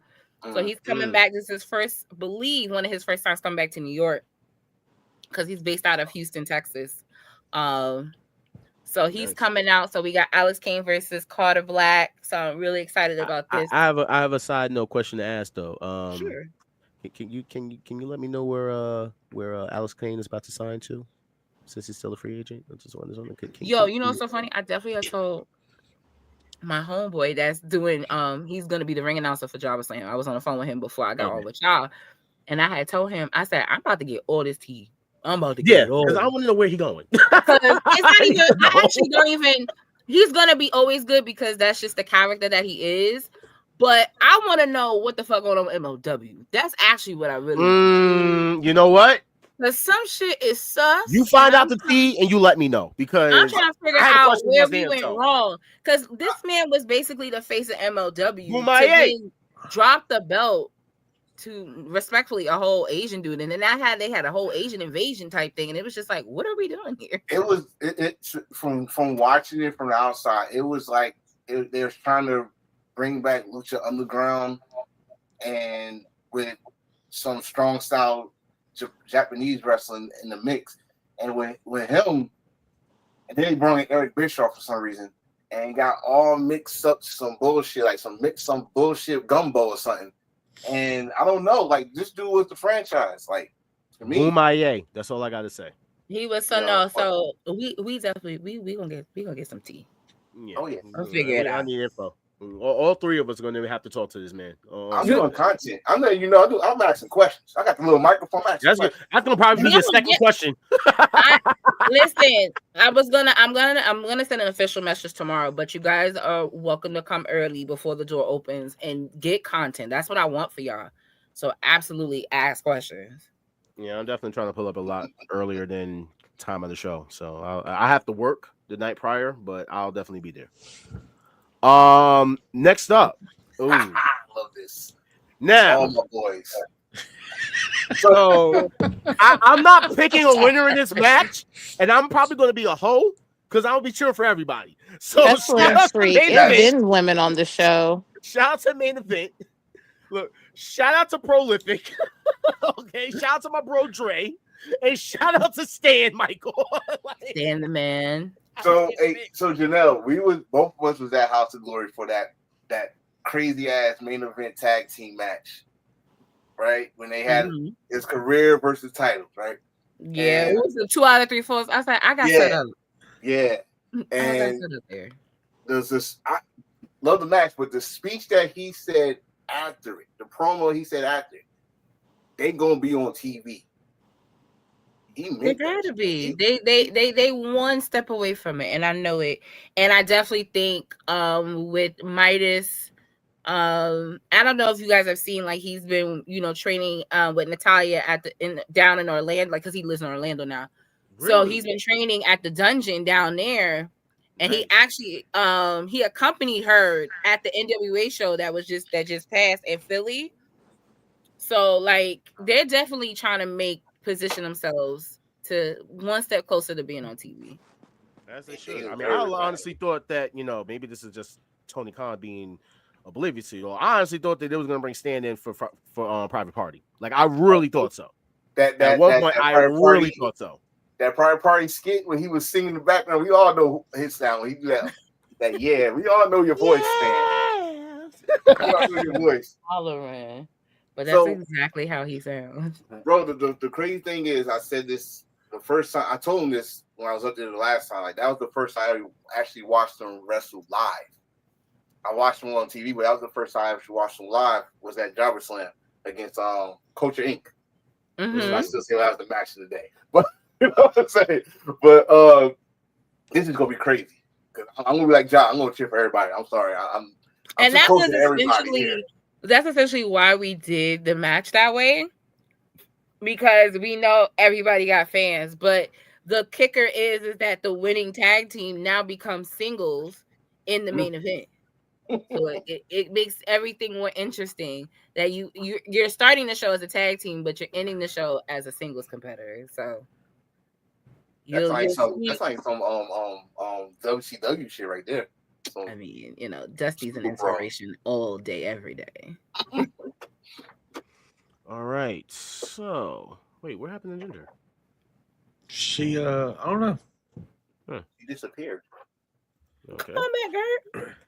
I was just yeah, because all right. So, this match here. Yes. There she go. Perfect timing. I heard her mention, like, where's the women on the show? Well, here you go. So no. I was trying to switch over to something else.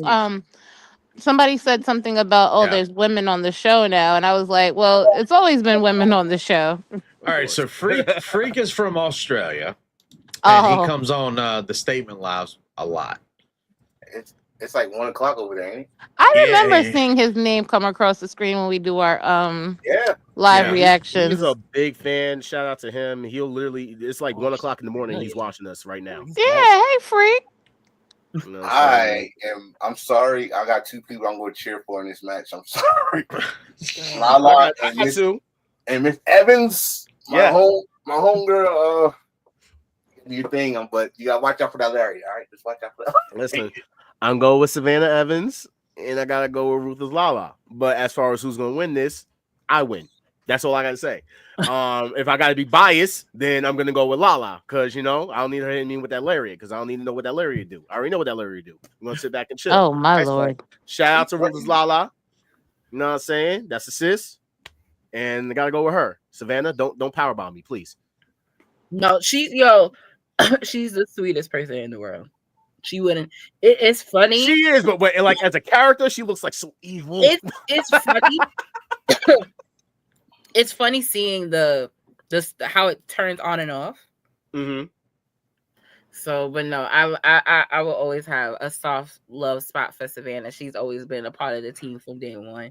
So, but also I give grace to Sammy, who has been running a rec and battle club. And then, of course, the returning one half of the King Bees, Miss Charity King, coming from Houston, Texas. And I love that I'm able to keep a promise to her, because I think she's one of the most underrated women in the South right now. And I love that she gets to be able to come up here and show us New Yorkers how she gets down. So. Well, she tags with Danny B, right? Mm-hmm. Okay. Nice. That's dope. I can't wait to see this. I'm still going with Lala. You know what I'm saying? So this is a that's a Yamit match right there. Just you know what?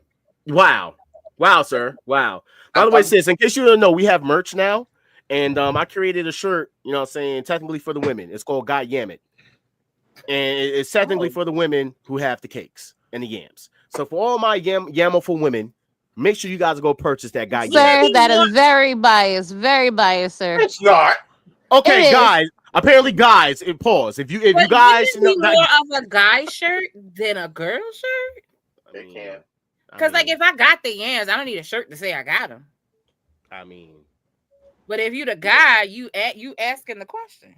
What about the girls that don't have the yams? What about the girls who have Then don't get the shirt. It's kind of like girls that don't have ass don't wear leggings. I'm sorry. Like, you want me to be honest? That's why I said that is racist. That is biased. That is all of them in one category. We all can't win out here. like, all right. Like, I'm sorry. Like, it's just certain things. Don't a flat tire shirt. That's all right. That's all right, because. That's all right, because I got Kuda Cat merch coming out, so that's for all my women. That's for all my women. That's a t-shirt for women. I got I Ginger, I am making that. I just got to find the right picture. A Kuda Cat. We'll work. There you go. Kuda Cat merch coming real soon. Wait on it. Soon. Oh my God. Listen, you better have that before SummerSlam hits the city now. I am. It's coming. It's coming. It's coming. You choose not to have one 2025. That's hilarious. I mean, life is full of choices, but still, like, some people just ain't blessed. What is All-Star call him? Kendale? Now Kendale. Yeah. Kendale. Wow. His name is Kendale. I will never understand why he calls him Kendale and his name is Kendale. Oh, because phonetically, that's how it looks. Low key. Oh, got you. I can see I can see it. So Federated. Next we got Federated defending the Battle Club Pro Tag Team Championships against Colossal Collective. I want to show no wishes to Mike Law, who is the head of the Colossal Collective. He's resting and he's injured, but want to send him lots of love. But really, we had to give you guys a little bit of a showcase of what's been going on in Battle Club. So this will be the featured match sponsored by the Fallout Shelter. So shout out to the Fallout Shelter. Our wrestling school out in Long Island City. So shout outs to them there. So yeah, that's it. We excited, And I also, just to go back over, we do have Steve Pena Yeah, so I will break it to you guys. As of right now, this looks to being the opening contest. So you do not want to be late to JobberSlam because at about around 3:15 is when this match will start. So the last time I came there, he was the opening match with Brian Keith. Mm-hmm. So, in all honesty, and I believe maybe except for one, but Steve has opened almost every JobberSlam we've had. Is he the Cody Rhodes of the Battle Club? He looks like Seth Rollins. Sis, yes. What? But yes, he does similarly. Steve Henson don't look like Seth Rollins, y'all. He got some features of Colby, so I will co-sign her on that one. Bye, bitch. But he looks just like him. That's funny. Wow. He's got the blonde hair on the tip of his hair and everything. Wait. We got a question. No, he don't. Wow. That he don't have. Oh. Got a question. Is it the same place as last year? No, it's at the school. The address is right there. So it's at PS 373 in Brooklyn, New York. So no alcohol. Are we outside? No, it's not going to be outside. No, because Thank you. Don't do this to me again. Yeah, I am a person that likes to be comfortable, and I will not be comfortable if we're in 85 degrees. So no, the show will be inside. I'm not gonna lie. That I don't first year pay that I for went, people's hospital bills. I don't want to see people pass out. No. And that's a lot of sweaty. No alcohol. Too many sweaty men jumping there around. will be alcohol served. No, there will not be. I mean, if You're in a bring your school, own, bro. and that's your business. Just really? Summertime. There's no school. There's no school. I mean, you have. Yeah, Dan, we a little different up here. It's there was a vendor. I know. Last time I remember, there was definitely a vendor. You're talking about shout out to Tipsy Geek. I don't think he's coming, but if you do decide to bring your own personal, that is up to you. We just ask to respect the space and don't, be all ignorant about it, But security will kick you out. We were smoking. And she's not talking about me. I'm off that night.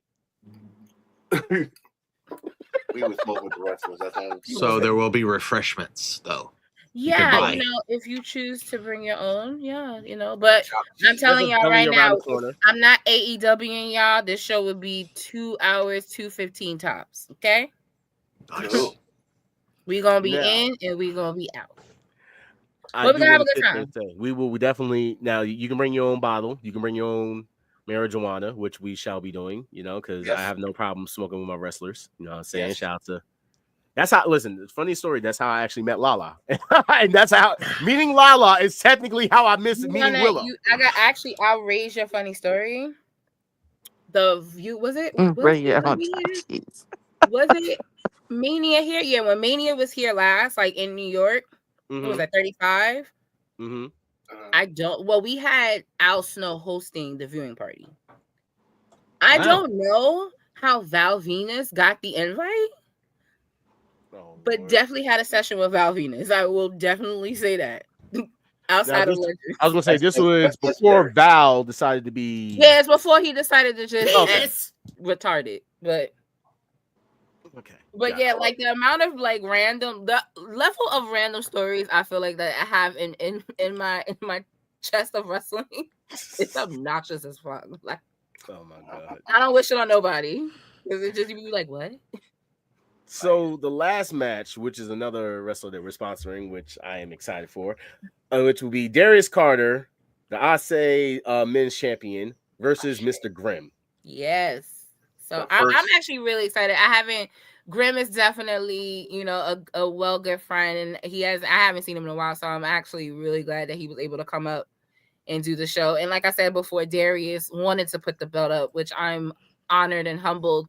And it's actually a little tradition that I didn't realize we kind of had until yesterday, where we've had different promotion belts defended on each JobberSlam.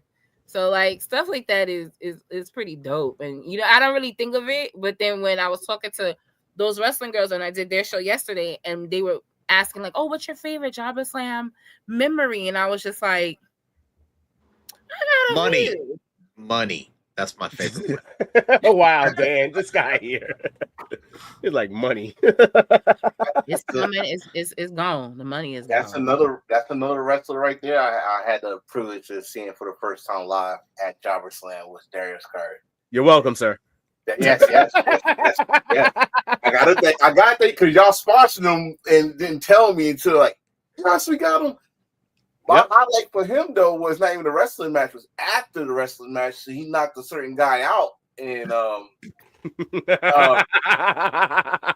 we all guard with that. You know, I was talking to him, and he just shout out to Mr. Black. So I will say y'all may want to very much watch and y'all will see how everything will play out. I will just say that. Ooh. Because what goes around comes around. So I will say that. Listen, whatever comes around, make sure I'm not around. You know, do that shit when I'm 15. Yeah. Listen, I might have to jump a barricade or two. You know what I'm saying? Ain't nobody jumping. Damn barricade. Ain't nobody jumping Darius Carter. That is the All Father, damn it. That's like that is honestly the most underrated wrestler that is not on TV right now. I agree. He is the complete package, and I'm not saying that because that's my friend. I'm saying it because I've watched him wrestle New York independent scene over the last almost 10 years. He's got some YouTube videos out. There's some move lists of him out there. You should have seen what he did to you should have seen what he did to Paige's mom. Oh God! But he's equal opportunity hands type of guy, so I'm not surprised. You heard me correctly, Dan. You should. That was me that said, "Excuse me." Oh shit! Oh, so my bad. No, I was giving it a look. I was like, I'm like, huh? Who? What? Paige's what? Paige's mom got fucked up by Darius Carter. If I describe him, wow, Black Walter. Yeah. Yes. Wow. Yes. That's a good. With sprinkles of Ric Flair. Mm-hmm. With sprinkles of William Regal. Yeah. I got the real with the William. Like he is a good gumbo of those. And your favorite and it's. I'm not even gonna do that. Now, what is his nationality? Is he a black man or what? Yeah, he's black. He'll torture your joints. He what? No, she wants to know if he's American or not. Is what she's asking. Yes, he is. Yes. So actually, an also point. I mean, outside of Sammy, but Sammy's invited to the barbecue because she's cool. But we definitely focus on brown and black talent for JobberSlam because we want to be able to give them the platform that maybe not all promotions or most promotions would. So it's super important that we keep it for the culture. And if any is maybe one or twos, but they get the pass. But the majority we focus on having representation for our show because then you won't see it nowhere else. So Janelle, let me ask you this because you know y'all been doing this for like 5 years and stuff. And this belt that Darius just got, it was created last year. Because the first time I saw it was at WrestleCade in North Carolina, and then he won the shit. So he's the first one. How does it feel that it's on your plan? I love it. Like I said, anytime like a non-Battle Club Pro title has been defended at JobberSlam, it's because the talent wanted to do it. And for me, I'm honored that they want to do it. So the first JobberSlam, Shane Taylor Promotions at the time, they were the Ring of Honor 6-man tag team champions. And they defended it at JobberSlam, the very first JobberSlam. We've had last year, we had Charity and Danny. They were the NWA Women Tag Team Champions, and they defended the belts at JobberSlam. So, like, talent is more or less telling us, like, we've had the Pan-African Diaspora World title defended at JobberSlam. So, like, people will be like, I want to do this, which for us makes it even better because it means something to them. So to have, especially with it being Ashe and how close we are with, you know, the folks that run Ashe, that's like our Charlotte family. Like if I tell people all the time, if we were to do JobberSlam somewhere else, it would be Charlotte, North Carolina. That would be dope. That's where I'm trying to get down. Of course, Dan will be happy about that. Dan, that's where you at? We actually thinking about coming down for WrestleCade this year because Survivor Series is on the West Coast, and I don't want to fly out west. Wait. Say that again. Yeah. I said we actually been talking about going to WrestleCade this year. Well, no shit, freak. Come join your brother. Dan is a black man. Yes, he is. I'll tell you, Dan is the one on the grill. All right. I'm going to be there for Friday and Saturday. Come join your brother. Yeah, no, we've done it. I've done WrestleCade I think twice, and then the boys did it that last time we went.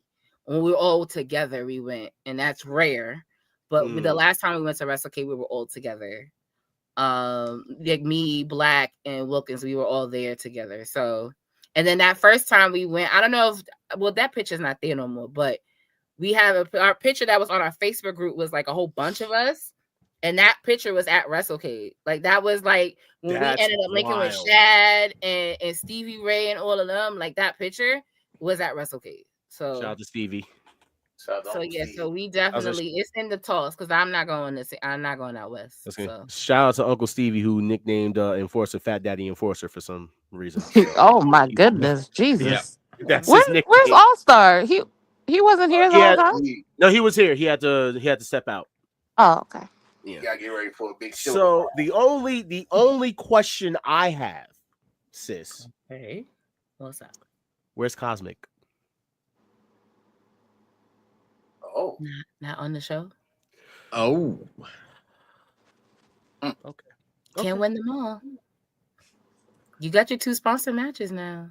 You know, you're right. We gotta count our blessings. You know, we can't worry about the have-nots. We gotta worry about the haves. You're right. When's her next show? Face just changed though. Why your face? Because she knows I love Cosmic. That's all. Like, when's her next show? Like, bro, like Mama said, don't touch the toys. Don't touch the toys. You gonna come in. I want to play with toys. Ja is actually he touching the toy, putting the toy on his mouth and shit. That's what he does. Damn. He not listening. He not listening. Put it in your mouth. Damn. Yo, whoa, hey, yo, Wolfpack. Pause. After dark. Wait a minute. But motherfucker. Yeah, she's not on the Prize the Next Day show either. I do believe though, because and it's interesting. Well, the major part why we doing it early this year is that so we could all enjoy summer. So Battle Club will be taking a break over the summer, and the anniversary show, which is around October, will probably be the next show. But okay, gotcha. But that was another reason why we decided to do. Well, I decided to do JobberSlam early because SummerSlam's here, and of course, them fools was like, "Let's do it that weekend," and I was like, "No, I'm not doing that." It's and then I seen Wilkins the other day. HOG's just announced they running the Friday before SummerSlam, so I was just like, and this is why I did not want to run that weekend. Yeah, the only thing you have to worry about this weekend is Fanatic Fest. That's pretty much it. Most of the wrestlers are actually in the morning for meet and greets, so that's why I had to check that because I thought about that because I was like, because originally, so this is just behind the scenes. Originally, I actually wanted to do JobberSlam the weekend of Slammiversary here in New York. That was actually my original thought because then it would have been a lot easier to get like Impact stock guys that do indies to come and do the show. And Matt Cardona. And then I ain't got to pay for travel because Shotzi. So ain't nobody and she need to stop crying and whining because it's not cute, sis. It's not. You got AJ Francis. Not cute. AJ Francis. Don't get me started. Well, we had it last year, and he's not hard to find. So no, wait. When is Fanatic Fest? Is that the week of SummerSlam? No, Fanatic Fest is this weekend. Yeah. Really? Oh shit! So breaking news because my sister just passed me his phone. So apparently, Katie Forbes, RVD and them is having twins. See, I don't know what weed you were smoking, bro. Because that's elite bud. I got cred, bitches. Yeah, I know. I got twins too. Okay, you warm up the food though. Yeah. Whoa! Wow. So yeah, he just he got a picture on Instagram with her the sonogram picture and his twin. Twins is wild. Now that's definitely one of a kind. At his age, at that, wow. At 55, you know what I'm saying, shooting clubs up. I see. Shout out to them. If they like it, I love it. So, with that being said, we got our little weekly show reviews real quick that we run down. So, SmackDown, before it started, this kind of rubbed me the wrong way altogether. Why the heck did they have Hikuleo, who dark match? Yeah, like he debuted in a dark match. Was it dark or was it main event? No, it was main event. Dark. It was a main event. It was main event. That is a big man. He really is big. Look at him. That is the tall ass Tonga. That's tall Tonga. That's he tall. He is. He's very big. Wow. He is the brothers of the Tongans. And, and look at his attire. I thought it was Kane. I ain't gonna hold you. I was saying here like, who that? That's what I thought. Listen, all I know is Solo. Well, I thought he was gonna get in shape or whatever the case may be, but he looks like he got bigger. Yeah, I was gonna say he's bigger. He don't need to get no bigger than that because wow. No, he was skinnier than this. Yeah, he's in shape. Yeah, he's not going to the gym for a whole year. He probably put muscle on his arm because he does he looks bigger than what he normally would have. He's been in the gym all year. Like, he should have been doing something. He's been signed for like a damn year. Josh saying that the boy got a little belly on him because he's been in catering is what Josh trying to say. Basically, because he's been signed there for like 2 years. Just about. It's not been 2 years. Now you dragging it. A year and a half. It was almost fighting at the catering table, you know. That fine cuisine. What are we supposed to do with the nuggets? Wow.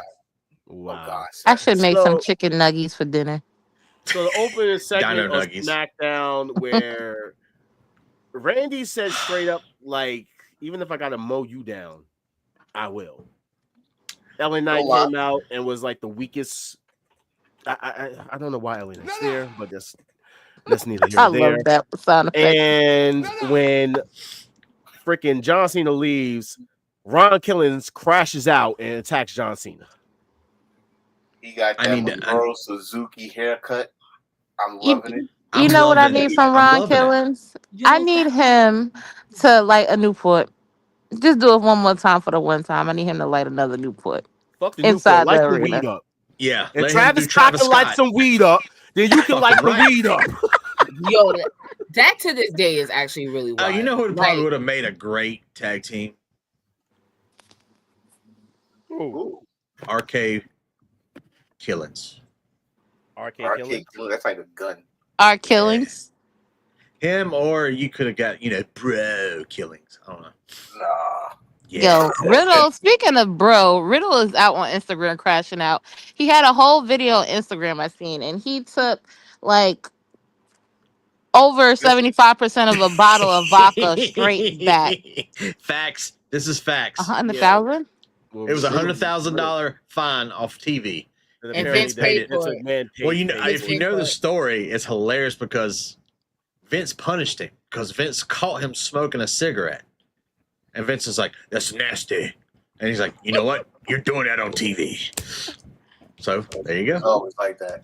But yeah, bro is I don't know what's going on with Riddle, but he's got a lot going on right now. What's going on with Riddle? He ran out of nail polish. I mean, drunk literally a whole bottle of vodka straight in one go down. Didn't stop to breathe, nothing. Just like Seth Rollins said, why your family leave you, bitch ass? Oh yeah, I remember that. Yeah, I remember that. I felt that was personal. He said, "Where you at, bro?" It was personal. That was you up, bro. That's the first time I was like, that was on script. Seth. That was completely on script. That Riddle, was you still there? funny. Yeah, I'm still here. So let's talk about you. You like talk about family? Let's talk about your family. Why your family leave you a bitch ass? I was like, damn. He hates for people to call Becky the man of the house. That hurt my feelings. My family right here. Oh. So we all know. And by the way, the sequence of this RKO was amazing. Yes. But, yeah. Randy won for his side of the King in the Ring. This promo, I'm not gonna cap. Jeff Cobb, JC Mateo, whatever you want to call him, does not look right with them glasses and the black suit. That man, he actually doesn't even look. He doesn't even look Islander, man. He looks Asian as fuck, bro. No, he looks like the booger from the Mucinex commercial. Like this man looks like the dinosaur from the dinosaurs. You know the Papa dinosaur? He looks like the dinosaur with the fucking with the flannel. He looks like the penguin, really. He looks like Big Bear in the Big Blue House without the fur. That's a, Wow. You know what? You know what? Y'all being very disrespectful. This man looks like a Bernstein bear. Like, what do you want me to say? I mean, there's nothing wrong. You're done. You're washed. It's over. You are a comedy act now. I'm still trying to figure out why they gave a Hawaiian guy, and put him in a Samoan stable, but gave him a Spanish last name or a Spanish name. Like, the man is a Samoan with a taco name. Like, I just don't get it. And it is what it is. He's Filipino, and historically, that makes sense. Spicy the Asian. Philippines were owned by the Spaniards. Yeah, spicy Asians. So, correct. Where did you get Hawaiian from? Because he when he used to tag with Riddle, they always talking about that's where he usually hang out. He the surfing and the high tide. Oh my god! So, they don't know what they want to do with this man. So I'm sorry, like everybody that stood behind Solo stood out. This man just looks like a character, like a bad meme character. They haven't even let him say a word on camera. No. They didn't have he said words. He just haven't had a microphone. That's what I'm saying. Yeah. We heard him. Like, you trust him? We heard his voice, but sounds like fucking Mika. Oh boy. Man, listen. I miss Jade qualified. Really Jade qualified for the King. When she took Piper up, I said, "Jesus Christ!" That was the quickest. We lost Janelle. Yeah, shout out to Janelle. I'm not sure. I think she made. Oh, there she go. There she go. She had froze for a second. Service is nervous. The service is nervous. No. Come on, Wi-Fi. Work. There you are. There you are. Sorry, it just decided to say no more. Telling me that's what's going on. I think it was because of my comments about JC Mateo. Yeah. My bad. I miss Cobb. I miss the real Cobb. I mean, I do. The real Cobb? That sounds wild. It's so funny. I had met him that last ROH show that Cody and all of them was at. Mm-hmm. I was at the Manhattan Center. Yeah. And I had met him outside. He was leaving. And my homeboy goes, "Yo, she was taking a picture with you." And we got a cute little selfie. It's actually really, really cute. He's really nice though. He's actually really nice. But. That's nice. Yeah. But yeah, so Jade won her match for the Queen of the Ring. So Jade's winning Queen of the Ring. Okay. Basically, that's what I'm looking at because apparently they want to give her a major push. So it just makes sense. Naomi when she cashes in on her. Let Jade win the women's championship and let Naomi crash out and cash in on Jade's ass. It's gonna happen. Either August 2nd or 3rd. So and I want Bianca the Belair to be there with her. Damn it. Okay, wait. So I have a question for y'all because I had asked Wilkins when we recorded earlier this week. Mm-hmm. Would it be crazy if Naomi gave Bianca the briefcase? Yes. As like a token, like I'm sorry, here you go, and we're besties again. I like that. Or Bianca actually being the puppeteer and everything. Yeah. We just not really thinking that was what it was. I need that turn from Bianca at least once in her career. Just I need her. One good time. We've been saying that. We've been saying that since Elimination Chamber. That she has been the puppet master. Mm-hmm. She's been the puppet master. She doing all the acting. She made sure she was in the pods first. All this stuff. Now she's trying to stay away from it. Like, not yet. Remember before she went into this caution phase, who was the name that she yelled out when she was about to get jaded? Bianca. Yeah. Mm-hmm. Yeah. So, Bianca, I'm still that girl got something to do with this shit. But I want to tell you right now, Naomi is on her Twitter game right now, and I love it. I love everything about it. The outfits, the hair, the attitude. Her character build is just phenomenal at this point. Social media Good job, interactions Naomi. have been amazing. The social media interactions have been freaking amazing. Like whether it's on Instagram or Twitter, like it keeps going. I love it. Oh God, she's looking good. She's looking good. Cena came back out. He got confronted by CM Punk. CM Punk saying that he's basically just turning into him and all this other stuff. And Ron Killings came out again and attacked Cena. Wait, we forgetting the most important part on how this shit started. Yeah. John went to Jimmy. Jimmy, hey, have you seen R-Truth? John. Have you seen Ron Killings? John was arguing with Nick Aldis to the point he had to turn his hat backwards and shit. Yo, that neck turn, I was crying. That was the fakest fucking argument. Like, yo, when he turned that neck, he turned that hat backwards. Oh, I said, yo, that is funny. But something about R-Truth being, I can't get with it. Yeah, just look at it. So wait. Did anybody catch that he was talking to himself? Yeah. Like a schizomaniac, like he's talking to different voices. Well, he was on Busted Open when they were talking about, say you don't fucking tell me what to do. Yeah. Oh, he did a 180 like it was nothing. I was like, is he playing a fucking multiple personality disorder character now or what?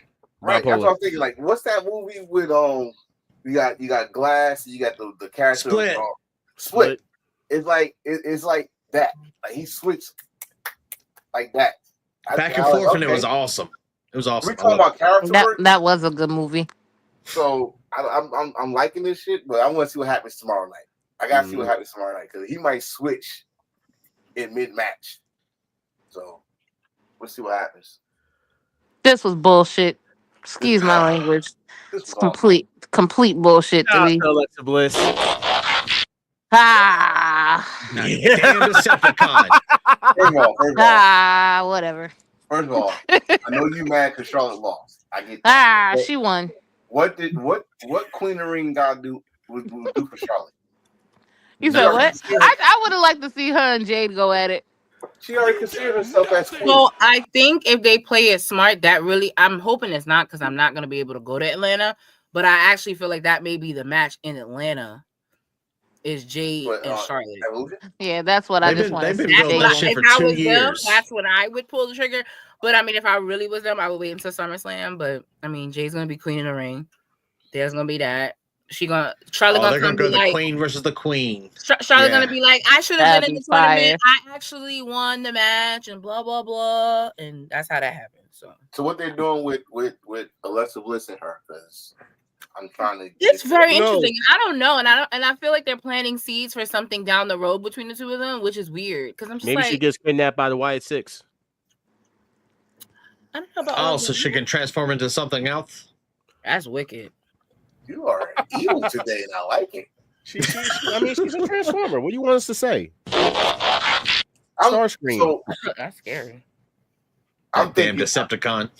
I'm trying to go back. I'm trying to figure out what's the deal because the last time they did something together, Charlotte ripped up her doll and she went boohoo crying away. Oh, that's probably why she keep rolling up on her. She never forgot. Remember what you did to Lily? I'm gonna get you back, kind of like Chris Jericho had to get Dean Ambrose back for Mitch. That fucking client? Yeah, that match. And then what about the coat? You owe me $5,000. You still said John Moxley owed him for that coat. He put that AEW. Technically, Orange Cassidy still owed him for that coat. Yeah. You know what? Orange Cassidy, where he at? He's around. Yeah, he's recovering. He's still around. He hurt? Is he? I thought you were saying time. I mean, when why, the man's been in there every person at All In. What's going on here? I think that he needs to basically need to rest because I mean, when's the last time has Orange Cassidy really been off the television? I don't know. He's been too many times freshly squeezed, so he needs to get his juices back up. The last time John Moxley was off, shit, he needs a vacation now. He damn sure needs a vacation. I need him to go. That's ain't the question. You see him every week. Yeah, he definitely needs one. I agree. So Cody won the King of the Ring match, and he's qualified. Now this makes things very interesting once we get to Raw. So I don't even know if I can even talk about this anymore because it's no longer a thing. It's a segment that got Thanos snapped out of our existence because Liv is now injured. However, Asuka secured her victory. The Empress. I missed Asuka, and I'm so glad she's back. Me too. I miss her hair though. I want her to go back to the crazy colors. I know that this is a certain person's favorite wrestler, and they marked out like crazy when she came on TV. It's so funny because he can't even hear you because he got his headphones in watching some Dragon Ball Z shit. He can't even hear you. They talking about you. We talking about Oscar. Oh yeah. Oh yeah. You hear that? You hear that in the background? I heard that one. That voice dropped. Yeah. He's outrageous. Yeah. Like, yo, first of all, he's actually a fraudulent Oscar fan. I'm actually gonna put that on the table because rewind 2020. Because we're almost together 5 years. So 2020, I'll be watching SmackDown and he'd be at the house and we'll be watching it and he'd be like, who is Asian girl? Who is Asian girl? He was not subscribed to Oscar when we first met. Like at all. Then all of a sudden, he fell in love with her. I said, you are fraud. No one's ready for Oscar. How that went then? Real quick. So how it went was. See, what happened was. Oh, there it is. I didn't know who Oscar was. No. I didn't know who Oscar was. I just didn't get the gimmick. I didn't understand the gimmick. The gimmick was too stereotypical for me. Okay. It didn't connect with me. But when she started speaking in Japanese is when you locked in. Not even so much that. But when she got with all of them Asian bitches, that's what sold it for you? Yeah, it made sense to me. The increased racially point of a group. EO. I love EO when she starts going crazy and it Japanese. really was when she stared speaking in Japanese that he lost it. He was just like, what? EO is really that girl. So it was that promo when EO and Oscar was going back and forth and they hollering at each other.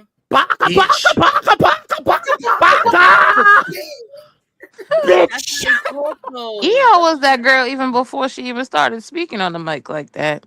In my opinion. Like, go back to China. I'm Japanese, bitch. That was funny. That was hilarious. Listen, shout out to both of them. But let's get into the big segment that everybody was talking about. Wow. Oh my god. Oh my god, I almost clicked Goldberg. Goldberg. Goldberg. People who don't want let it go. Trigger time. Fake ass freak. Fake ass Let's just Jesus Christ. All right, look. I mean, even if the t-shirt ain't bad though, I will say that. But other than that, fuck that shirt and fuck him. And honestly, no, I definitely don't subscribe to William at all. So it's the fact that I'm just gonna sit here and just be straight honest with everyone. You got your kids? You're next. Yeah. Okay. It's the fact that y'all basically, and this is one part that I actually would have to agree with Rikishi with. Y'all really didn't have shit for Jey Uso. It don't make sense to me that Gunther beat Jey Uso for that title, and instead of you giving Jey a run back, you know what I'm saying, for a much needed, rematch. Same thing with Cody Rhodes. You guys put them in the fucking King of the Ring. Okay? Let's give a moment of silence for Jey Uso. But it's getting screwed over. But it's not a death hero. It's the fact that you only had Gunther defeat Jey for the title so that we can get fucking Goldberg in 2025 versus fucking Gunther for the but damn you already title. knew that was happening. So okay, this is what upsets me. This is what upsets me sometimes with wrestling fans. It's just like they had planted the seeds from Hell in a Cell that this was happening. When they had that frame, Gunther had that belt. And in all honesty, when even you look at the bigger picture of it, Seth is some way somehow about to cash in. Okay. Would the cash in been harder on Jey or on Gunther? Would you have been more upset had he cashed in on Jey Uso with the momentum he had? It would make more sense. Well, it would have been better to me. Yeah. Okay. So this is my problem. It didn't need a belt. No, it didn't. It didn't. This was the Randy Orton when CM Punk had the World Heavyweight title and they needed that title. William and Hell in a Cell had spoke to Trish and said, "Listen, we're gonna do this. I need to have a belt. We got to do something. It's a business move. That's all that is." And then this is a Saturday night main event. This is a Saturday night main event match. It didn't need a belt. No, I don't believe it needed that for this. This is the problem with Goldberg. You've been smashing your head on lockers since 1997, bro. Give yourself a fucking concussion. Missing to think that in 2025 you are worthy for a world title match. The last 5 matches you had, you lost 4 of them. He almost took out Taker. I can't. He damn near killed Taker. I'm gonna be honest with you, because I've seen a lot of people that was. I swear to God, if you glaze Goldberg, motherfucker. Fuck Goldberg. Fuck this old bald-headed motherfucker. All right. Listen. Go fuck yourself. Thank you. To be fair, literally, it's a fact that to me is that I literally watched people who even said like Sting and Darby for Sting's retirement match didn't need the titles. Nope. I'm saying the same exact thing for Goldberg. It like for Sting and Darby, okay, I could let that slide. The only way that ends up being the same is if Goldberg wins. Like the title being on the line is not really like I don't care about that part. I don't who cares. Well, he said it when he got in his ring on his promo. When you got my kid's face, that's all that mattered. That right there, that's all you needed. So let's rewind. Let's rewind the tape then. This was how it got personal between him and Bobby Lashley.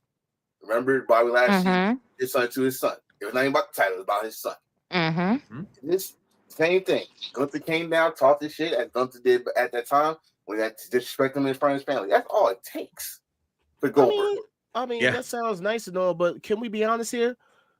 Gunther better not lose because at this point, Gunther has a streak. In case y'all don't realize, Gunther is known to basically beat fucking people's asses in front of their own kids. I like it. Let it happen. Let it continue. Keep the streak alive. He did it to Chad Gable. He did it to Jay Uso. Gage, I want to see Gage cry. You know what I did like is on Raw, and it was honestly this Jay saving grace low key for me was when Jay was like, "Yo, Gunther's won and I'm one." So now you play into that. That's how Jay gets the belt. Even that pop when he wins it back is even louder than Vegas. So where would you have him winning back though? Because I think it was trying to plan it in our backyard, so I can enjoy it in peace. I think they was trying to plan it for a random Raw, but I think SummerSlam is. Or they could do. So they just had announced, and I don't know if y'all had heard or read. So the SmackDown before SummerSlam will be at Prudential Center in Newark, New Jersey, and the Monday Night Raw after SummerSlam is at Barclays. So that actually would be pretty dope if it was on Raw. Now, if they give Jay back the title, right? Are they going to do the same exact thing they did with him the first run, or is he going to get more matches, or what are they going to do? He may get. I think what ends up happening is they still got to figure out this shakeup. And I figured that if the belt comes off of Gunther, he may end up going to SmackDown. Like, I would put him off of Raw at that point. Like, once Jay wins that belt back, like, they need to separate from each other. Well, we all know Seth's going to cash in on whoever's got the world title, not the world title, but the WWE title. As long as Goldberg doesn't do Gunther like we had the situation with Bray Wyatt, I'm totally fine. No, I want him to match, period. I don't give a shit. I don't even want him to even have this match. I don't even want to see him in the WWE. I don't want to see him on my TV I hope it's a fucking squash. And to chop the fucking life out of him. To be fair, Goldberg looks good for his age. Yeah. I mean, that's nice and all, but to be fair, I'm going with the left side. Half stool. I like that. Left. Hold on. This damn look good for his age shit. I don't care. He looks good for his age. This is the problem with us. Wrestling fans are confusing. We want people to get built up and move on, but we're not gonna let go. We don't get to let go. Let this man go home. We gotta build some stock for the future for the next 5 to 10 years. We can't build nobody. We gonna keep on bringing it back. So this is supposed to be his retirement match, right? So why don't if they got the title, why don't they just say retirement versus title? Goldberg loses, go home. See ya. Retire. Done. Well, I mean, they still got. They haven't even announced it that way. Yeah, like and I think I feel like that's the beauty. Even though we get frustrated with WWE at times, I think the beauty of it is like there's so many unknown and roads and lanes they can go in that we are just sitting here and fuming about William Goldberg, but not really thinking like, but what else could happen between now and then? I love that you're not saying Bill. You're just saying William. William Goldberg. Yeah, because if we're gonna say that about Goldberg because he's old, then hell, a lot of wrestlers need to go. Then, if that's the case, Hey, listen. I agree to an extent because other wrestlers still can wrestle. Sting can still go better than Goldberg. I've said that on here a lot. I said that about Bobby Sting. Lashley's old. He can still go better than Goldberg. Right. So that's something we don't. He got the cheat code. Bobby Lashley found the fountain of youth. So I don't. Fuck Him and R-Truth both. They're fucking vampires, Yeah, bro. They're immortal. Look like the same as if they you go debuted. back and watch when he was NWA World Champion, he looks the exact same. yeah, but they're all in the same type of era. Thank So it's you. like if we're gonna say that about Goldberg, why not say that about them too? I was stand on business with what I just said. Yeah. I love R-Truth. I love Bobby Lashley, but at the same time, Okay, so because you don't like Goldberg, he gotta go home. No, he don't. Dan said he got to go. I said that. You just said let him go. No, I'm I the said biggest it's time to CM move Punk fan in the forward. world, but let's just be honest. The man can't go in the ring like he used to. Okay. He can't, but we're gonna appreciate the time that we have with Phil. Yes. Because we didn't think we was gonna get it. Oh yeah, that part. We didn't think we was that gonna part. get it. That's different than Goldberg though. didn't Goldberg think hasn't this had was- a match in how long? We didn't think this was gonna happen. We gonna compare Goldberg to CM Punk. We didn't think this was gonna happen. Yeah. True. For over a decade, people were standing for CM Punk. Come back to WWE. We never thought it was gonna happen. Well, I Even say in to this AEW. day, WWE ain't been the same since Phil walked through Gorilla. Like legit, like I look back at that. I look back and just we almost passed the fuck out. We almost died that day. No, I don't think you guys understand. Hey, they know I'm the biggest CM Punk mark in the world. I've followed this guy from everywhere, right? When he came out at Survivor Series, I popped like I was a 10-year-old girl. Okay, I don't give a damn. I was yelling like, Let me explain something to you. We were there. I was at Allstate. And the crazy part is how WWE okie doked everybody watching it on TV live because they ran them credits. Because I have to watch it back. So when we were there, looking back, you probably could see the credits were rolling, like the WWE logo side came up. But like we wasn't paying attention to that. We was just like, okay, they won War Games. Yeah, we're here. And then the no. If you're gonna do it, we're gonna do it right. I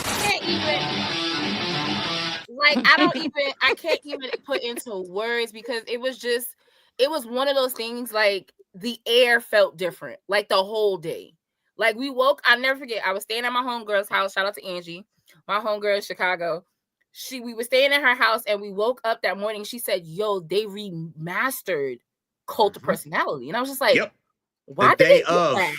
The day of. So I was just like, well, maybe they just playing with us. Maybe they just, maybe Living Color's coming out with a 30th anniversary situation. Like, I couldn't really buy into it yet.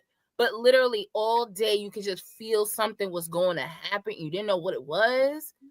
And then when that music hit, it was Chicago. The ground shook. I cannot tell y'all. The ground shook. Like, it was like one of those things where I couldn't believe I was there for it and captured it because we were just like, what the fuck is happening? When it's done right, when you know about it, we got all sources that tell us this and that, but when it's done right, it don't matter if you know or not. Like, we loved his return at AEW. Don't get it wrong. The first dance was great. Okay? The WWE was better because it was a surprise. Because we were like, there's no way in hell he's going to WWE. No way in hell. He'll be in TNA and Ring of Honor before anything else. No. And hell froze over. But hell definitely froze over that day.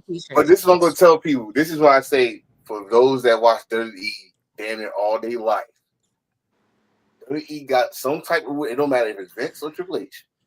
If business say bring them back, they're going to bring them back. I'm sorry. I don't know how many times I saw Ultimate Warrior. I never thought I saw Hulk Hogan come back to the WWF. Stone Cold came back after a so-called situation with him and his wife at the time. I like, okay, they're not going to do it. he came back. But CM Right? Punk, I thought was Yeah, he can come back. But Odyssey, wait, he can come back, but Odyssey Jones can't come back. But all right, so him, Nikki Bella, Nah, in Alberto all Del honesty, Rio. when Bret Hart came back on that Raw, I said Bret Hart. anybody's coming back. It's fair game because Except Odyssey Jones. that man spat in Vince McMahon's face on live pay-per-view. Like, and punched him. nah, Listen, like Whooped his head. Wait, if everybody Bret can come back pulled it except back Odyssey into Jones. WWE, Look, Odyssey Enzo. Jones, James Ellsworth, and Enzo, Enzo More, ACH. and I'm not gonna hold we you. I can't wouldn't be surprised. forget about our favorite guy right now. Ooh. Don't say his fucking name. I'm not saying his fucking name. Okay. Ooh, I'm lost. Patrick. Fuck Patrick Clark. Oh, Anyway, Patty Pat. Nah, I would welcome Patty Pat. I ain't gonna hold you. I like Patrick. I ain't gonna hold you. Patty Pat. R. Kelly Jr. For real? Velveteen Dream. Yes. sis, I'm letting it The be known. gimmick. Like, If it's they- different. If he was ever Oh, booked hell for no. JobberSlam, I want to match with him. That's I one want to match person with I him. wouldn't let back. Velveteen Again, like, Dream? we Hell lived in no. controversy. There was that. Was it 2 or 3? One of them. No, it could. No, it wasn't the first one. I think it was the second one, or it could have been the first one. One or Velvet. two. We definitely had the conversation about Tesla just for the shock value. Absolutely. No. Velveteen Dream talked too much shit for me. He couldn't come back to my company. I'm sorry. But they all do. Do you see? Do we not remember how Phil talked dirty? Yeah, true. But Nah, Velveteen hit kind of different for me. I just cannot Beyond can't get talking past dirty, him. he did something that a lot of people didn't do. They beat Dirty E in court. You talking about Phil? That Yeah, part. Phil beat Dirty E in court. That He took him to court and won. So did Warrior. Warrior didn't win nothing. What, He his won. name? Yeah, he won his name. Sentiments That was don't the count You because don't care technically about that Trump. means You had that. A grown ass man that want to call himself Warrior. You can have that. Yeah. Go ahead. Hey, you want your real name to be all right, no problem. Henning. Warrior. I'm sorry, not Rance Jim, but that was crazy back then, bro. Yes, like it's no problem. Jim. No, it's Oh, Warrior. that's Warrior's name, ain't it? Am I tripping? Apology accepted. His real name was Jim. But Yeah, that's what I said. That's Actually, his name was James Bryan. But he legally changed Hellwick. his name to Warrior. Dude, y'all don't even know about That's the how he black. felt. I didn't agree. Blade I don't Runners, agree. bro. I'm not He a did. fan, but, you know, He changed his legal name to Warrior, born James Bryan Hellwick. Yeah. Oh, Kevin Nash makes fun of that shit because he had his own gym and he demanded to be called Warrior. And then Kevin Nash was like, "What's up, Jim?" Every day. Kevin Nash didn't go give a damn. Big Sexy said, "Fuck it." That sounds like him. Absolutely. Jeez, this is crazy. Wait, he had death rumors? You know what? My bad. Let me not even look into this. So, with that being said, after the exchange happened on Monday, we officially have AJ Styles versus Dominic Mysterio for the IC title and Riha. Good. I am a Dom fan. I'm going with Dom. The best Mysterio in the game. Both these guys. I want it to be AJ. Yeah, I want it to be AJ so bad. AJ's going to make him look great. That's what Yes. AJ's job now. Here's the thing. I'm just glad that All Star left because he wanted to retire AJ. So we're just gonna leave that one alone. All Star can just No, let's not retire AJ just yet. Let's just showcase Dom on his greatness because he really is a great wrestler, and he's gonna push him to his limit where they're gonna see the real Dominic Mysterio and why he claims to be the greatest Mysterio of all time, or is a continental champion He's of the all greatest time. luchador. He's the king of the luchadors. I want them to remaster I Lie, I Cheat, I Steal to a different version, and that needs to be his theme song. I'm No. sorry. Yes. No. We're going to change his name to Dom Mysterio Guerrero. Wait I a don't give minute. a What fuck. was it that Ray was calling Dom when he first got that mustache? What did something Sanchez? Dirty What was it? Sanchez. Dirty Sanchez. I think that's still so funny to The me. reason why I say no is because I don't want Def Rebel touching that shit. No, we'll have it remastered by somebody else who actually can do it. I'm hollering. And the only thing that need to be remastered is Zelina Vega's damn interest music. No, she just needs to change it. It's too close to the SmackDown theme song. She just needs to change it. Oh, thank you. So fucking long. She just needs to change it, period. And I had told somebody that is very close to her to tell her that. Legit. Like I was just like, yo, bro, that's your girl. Please just tell her, like, She gotta crazy, bro. She gotta stand up for herself on that one, because that ain't it. Because every time she come out, I think it's commercial break. I think we're going into a segment. Yeah, I agree. And every time I hear him, I'm like 1, 2, 3, 4. Oh, wait, that's not it. Oh, that's my song. Yeah, I'll be like, I like the theme song, but it's better than Fiend. Fiend. That's not even the theme song. That's not even the theme song. I know. I'm just saying. It's better than that, though. So, oh, Kimmy would have a heart attack. Jay won this match.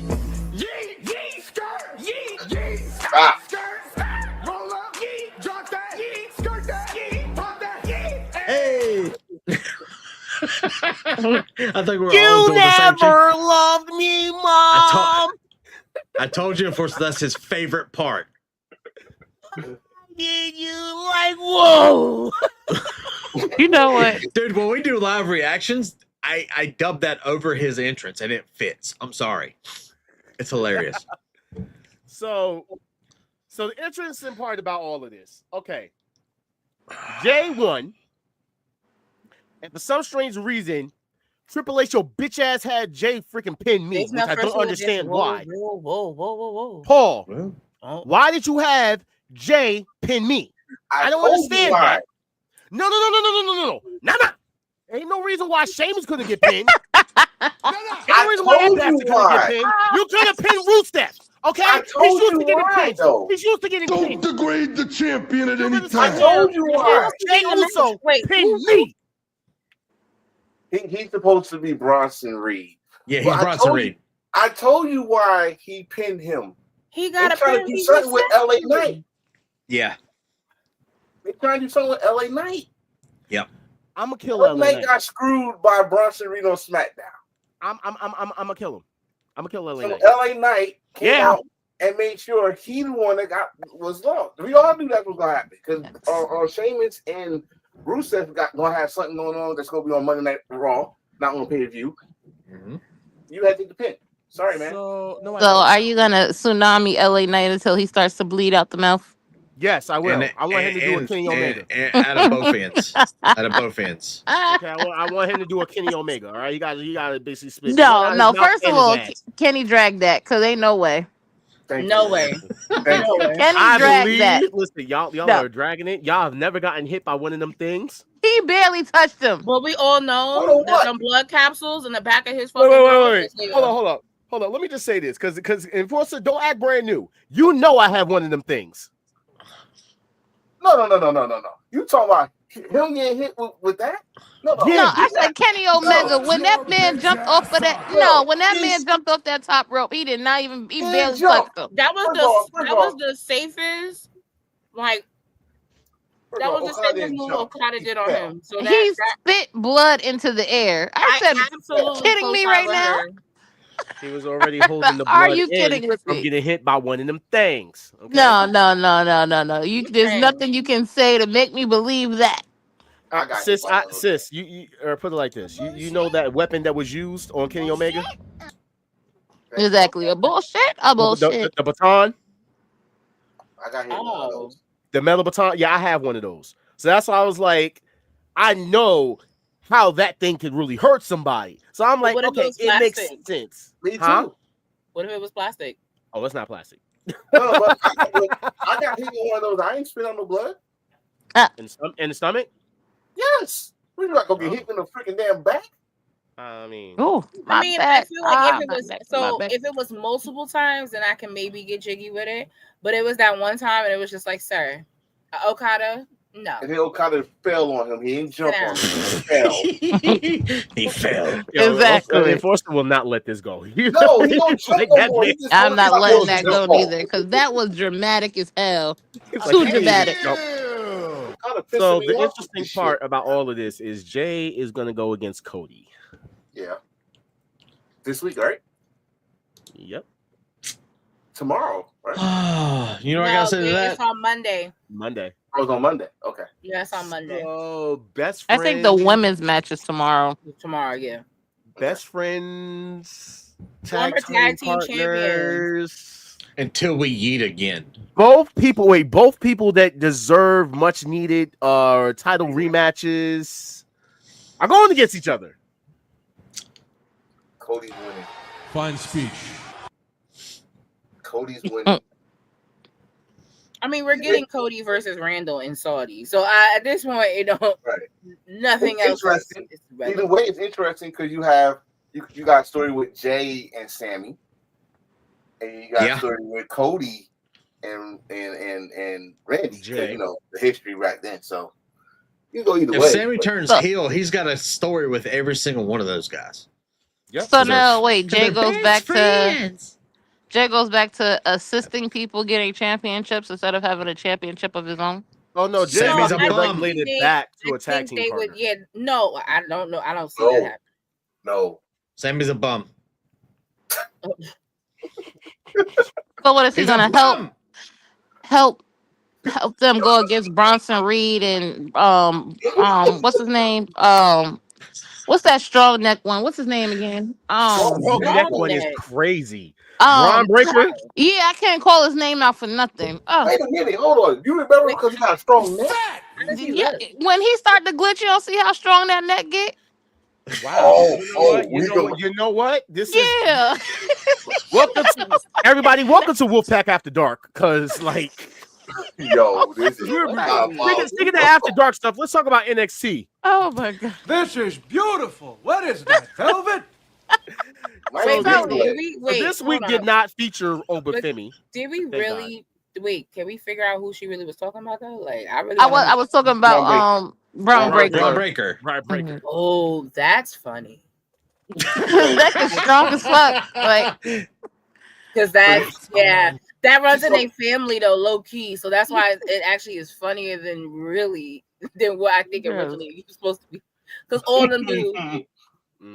As soon as he started to get that glitching, that neck just get very tight and strong, and the vein be popping out. It just be a lot going on. I'm just saying. Bam. Okay, all right. Wait, Sorry. she wasn't saying nothing wrong. What's Oh wrong no, with that's her? okay because we're not going to talk about Obafemi because this woman will sit here. No. He's hot, girl. Let me tell you how. Oh my god. Let me just put the next one because they can talk. Let me tell her real quick. When I went to NXT Heatwave last year for Money in the Bank weekend in Toronto, and I purposely waited to day of to get floor seats. I was on barricade. I was this close from reaching over and touching this man. Like that's You how should've. that's how it was. You should have grabbed him. A video of me just standing there on the ramp, like, man, Bald-headed demon. I would have grabbed him. I would have been like, "Come here, you big like he Wakanda makes man!" you want to jump over the barricade, hot, and he's a Like, baby. over, come get me. I would have fell over, like, pick me up. He is 27. He young. And what that mean? I'm only 32. That don't mean nothing. Oh well, yeah, baby. I mean, I'm out the game. My jersey's hung up, but I can live vicariously through you. Even if my jersey was hung up, honey, it would have fell right on down as soon as Oba would have. He already know. I have no problem. Be like, this man is hot. I would have fell right over the barricade, like, "Oh my God, Oba, help me!" He's so hot. I believe it. He probably all greasy and whatnot. I love it. What are we doing? What are we doing here? Yeah, I told you. This is literally Wolfpack Wrestling Podcast After Dark. The way that they're talking about. All right. So speaking of which, let's just get into NXT, which had the 4 eliminator matches. Of course, my baby Jada Parker won. Miss Parker. The way she won was funny as hell, though. I ain't gonna lie. Go Jada. That was funny to me. Okay, like shout out to my girl. I love her. My other baby, Lash Legend. Them legs, that Godiva chocolate. That is just thicker than fucking frozen fudge. Like I love Lash Legend. She looks good, and she's a good wrestler too. Her legs are built like a chicken wing. That's who they want Jay to be right there. Jade's got to have she's got to have a personality first. Let's go. Oh, shout out to the nigga moment.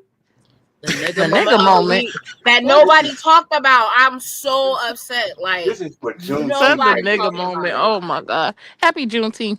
This is Juneteenth. Yeah, like this was the moment. How you gonna get fired from a company and then you work for another company that buys that company and now you're back on TV with that company? They didn't buy the company yet. No, but what's even funnier is when Corey Graves had called him top dollar and then said AJ Francis right after, and it was it's so funny.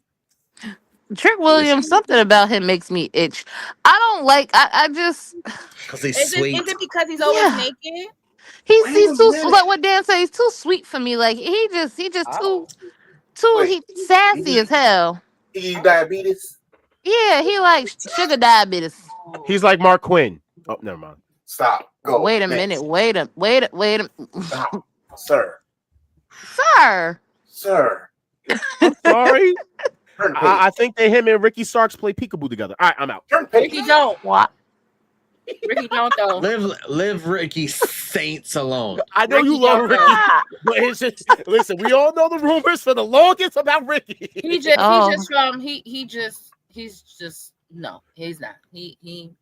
He on the same team as you. Enforcer, where you go? He said, "Nah, I'm not playing this game today." That's what he said. You know why? He said, "Nope." Ricky Sweets. Nope. My bad. That's why he's the GOAT. You know who else makes me itch? What's his name? Wesley? Is that his name? Yeah, the one with all the hair. Yeah.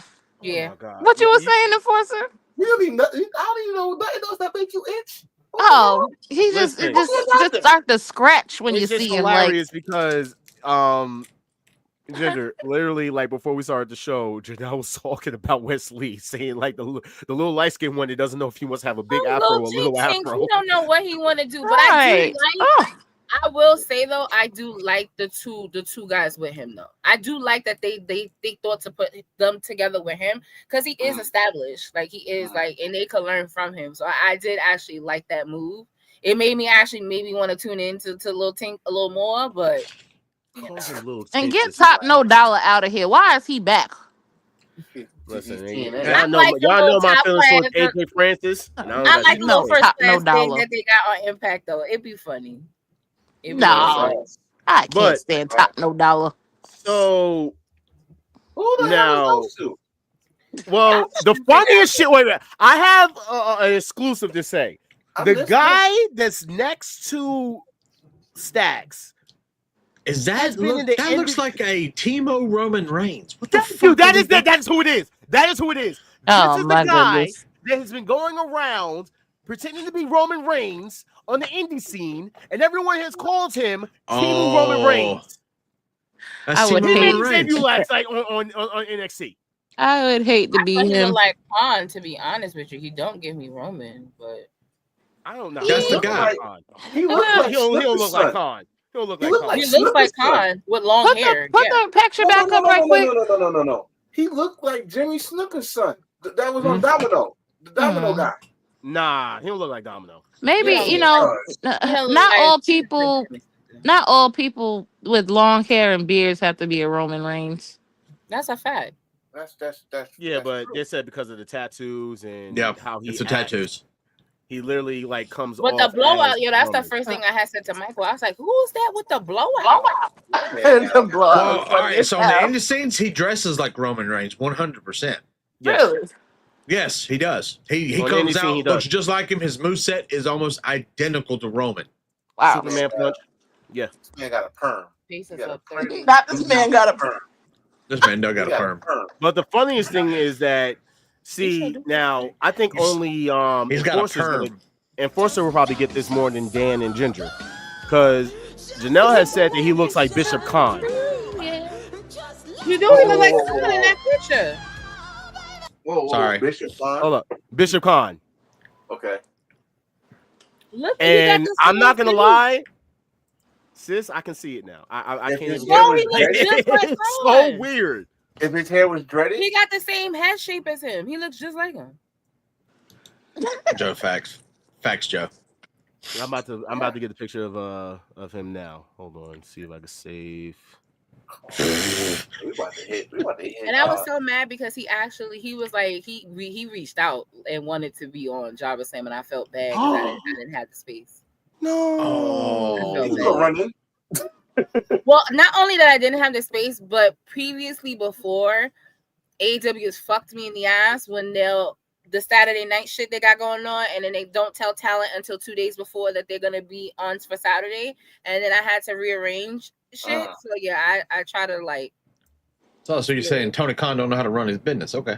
Yes, very much so. And he'd be too busy doing other activities. No, if you know what I mean. Personally, I think Tony Khan has an issue with sis. Like that. That's just between me and you guys. But I welcome that though. I know you do. No, he'd be too busy in the back, playing with his nose, having a party. I welcome all the smoke from all these. Wait. Here we go. Bishop Khan. Oh shit! I didn't know that we can do that. That's kind of fucking dope. We got the PNGs like that. Bishop Khan. What's supposed to be? This guy. Yeah. Bishop Khan. Yeah. Holy shit! Yeah. This guy if he had a full beard, yeah, he's not wait, but that same head shape, like first I feel like we're Morgan, that's outrageous. I can see it. The guy standing to the right or to the left of Stacks, that looks like that fucking redneck guy off that TV series. What do you call that thing? You know what I'm talking about? Where he looks like the Gallaghers. I was just about to say that he is shameless. He looks like Ian Gallagher's boyfriend. Yes. Was it? I can't remember the dude's name, but yeah, Mitch or Bitch or whatever the fuck his name. One with the tattoos who's gay but also a Nazi. Yeah, that guy. That's who he looks like. 100%. Okay, I'm done. What? Y'all need to go watch Shameless. That's how you leave a statement. Mickey.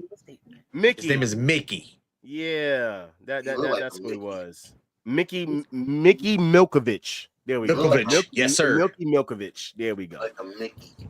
But yeah, so not Bishop Khan. And that is Timo Roman Reigns 100%. To AEW, so it's not Khan, but shout out to him. I definitely I wish AEW really did Shane Taylor promotions, but that's neither here. That's a different conversation. Yeah, I know how that goes. Trust me, I know. So Blake Monroe. A case study needs to be done on that signing because that's crazy.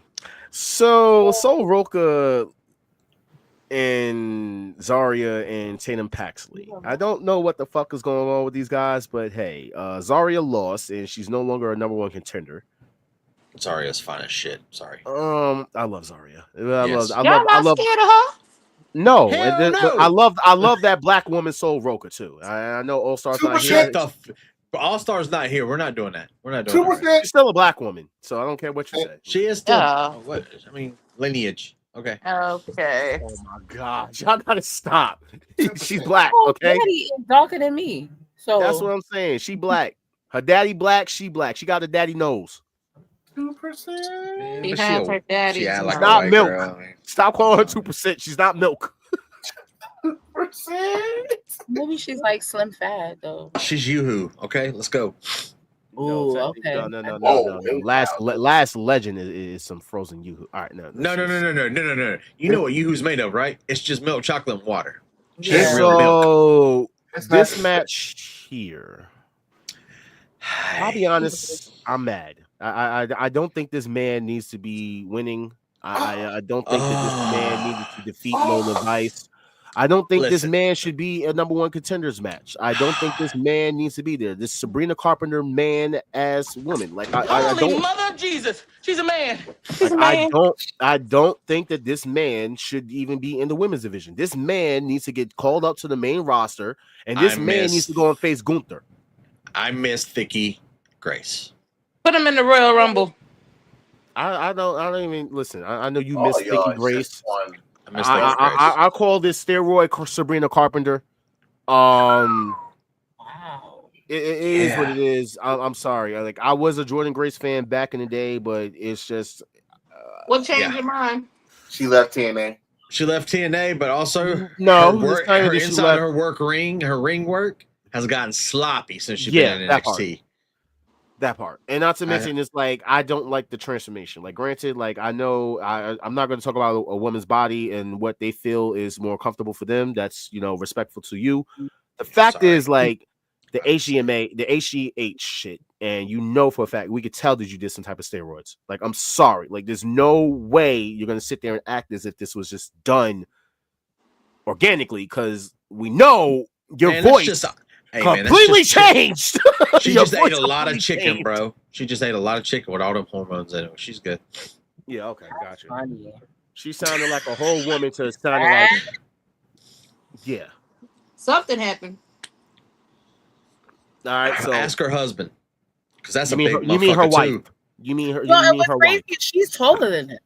Exactly. Yeah. That's Yeah. the crazy part about that.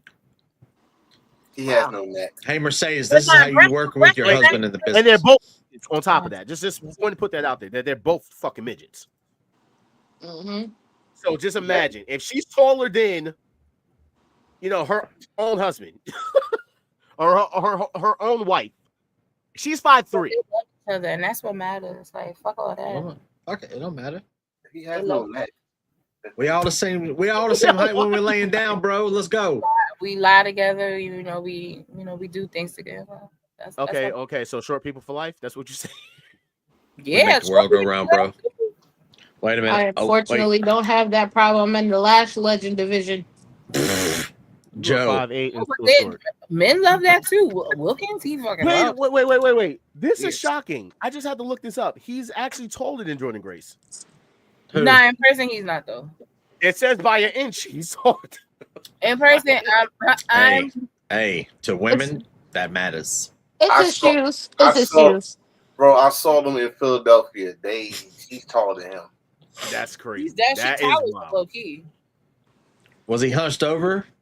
Nah. I told you it's his shoes. The shoes he's wearing. Technically, she wears the pants in that relationship, so I'm pretty sure he's hunched over a lot. All right. So she's the Alberto Del Rio in the relationship. Okay. No. Technically, she's the one with the strap. Got it. Wow. Well, on that note, John, I got to go. Finally. No, you get somebody to make you food. So I'm gonna depart on that note. I definitely like that. I'm surprised that old girl is in NXT, but that's what I'm gonna lead off on that because that's crazy work. We've been here for 3 hours. Yes, I'm gonna finish y'all. With all these people that are still tuned in, it's like crazy. And which is beautiful. Thank you guys, whoever is still watching live. Shout out to Tony out in Australia when it's probably 3:00 in the morning now. The love is real. Like, appreciate you for tuning in. Ja and the team, Wolfpack Wrestling Podcast. I appreciate you guys having me on. We talk some wrestling. It's always refreshing to talk wrestling with besides two brothers every other week or every week. So I appreciate you guys having me on. JobberSlam Saturday, be there, be square. Thank you guys for sponsoring. I'm always blessed and I'm thankful. So thank you. And we look forward to having an amazing show. I look forward to being there, and you are welcome on here anytime. You know this. I know everybody everybody always tells me, I'll be like, listen, I'll pop on.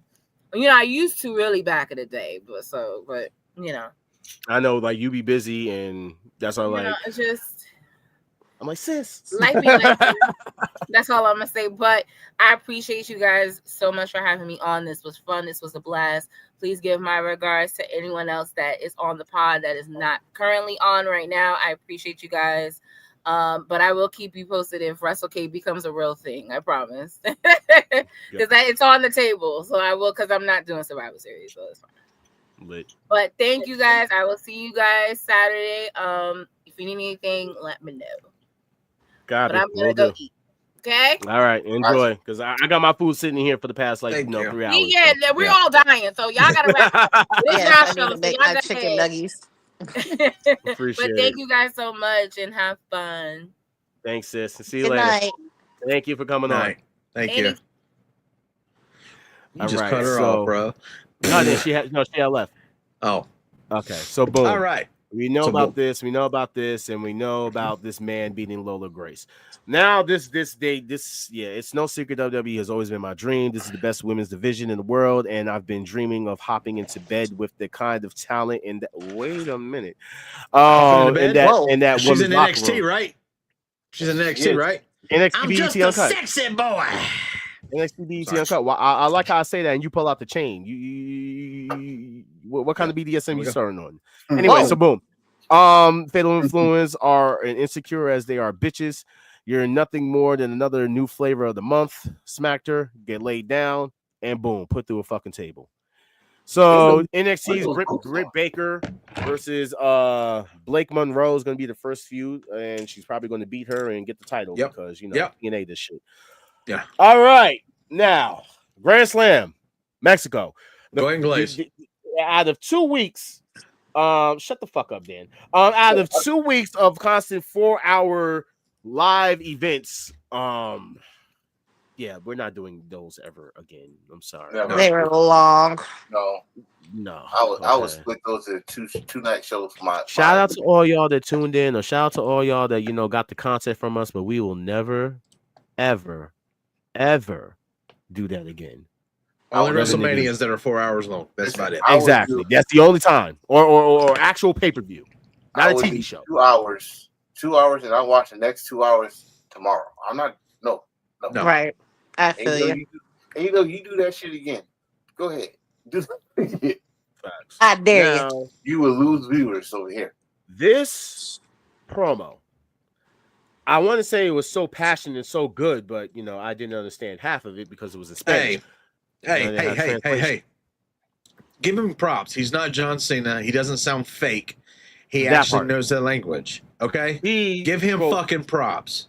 Fluent fucking Spanish. And he was also a teacher, number one. Number two is he grew up on a tobacco farm. And who works on tobacco farms? Wait, did he? Yes. Oh, I didn't. Oh, wait, that's right. Excalibur. I was gonna say Excalibur did say that part. He said that during the speech. One of the guys from TikTok, he inboxed me the whole speech in English, and I'm not reading it, so don't ask me to.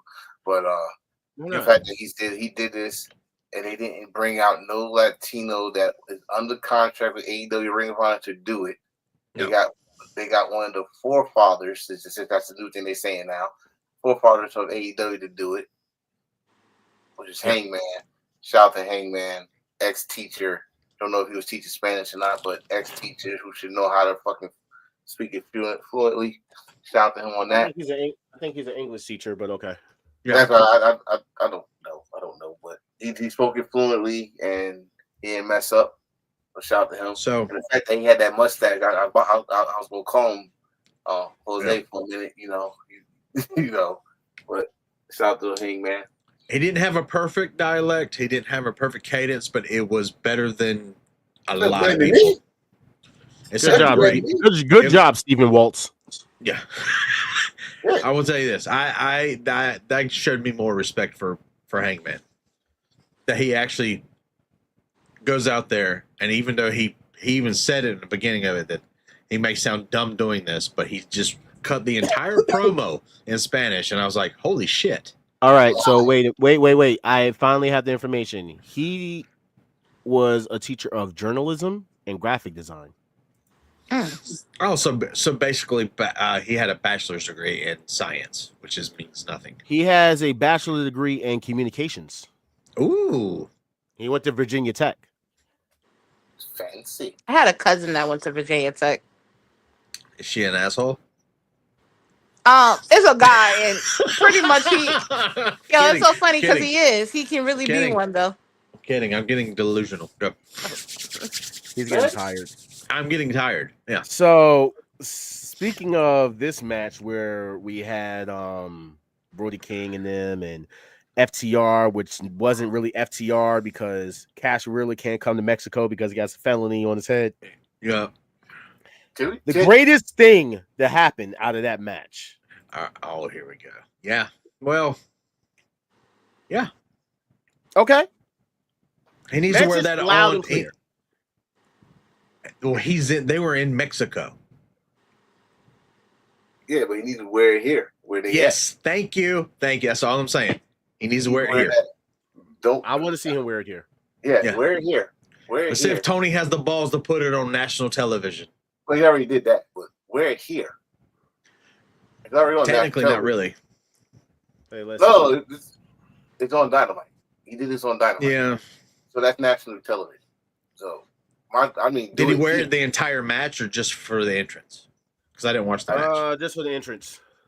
No, he had it on the beginning of the match, and Wesley ripped it off him. Oh, so they used it for cheap heat. Gotcha. Cheap heat, yeah. To rip it off. Basically, was saying the other guys were like, Can we just talk about the ring for a minute? I just gotta. It's different. is all Grand Slams gonna have this problem with the ring? Because now, that was a AAA ring, was it not? The last Grand Slam, the ring was too small. Yeah, this because no one cannot roll out. The reason why I found out about that is because, well, they don't ship rings, and WWE actually don't ship rings. Some of their rings are still over there, or they're basically built.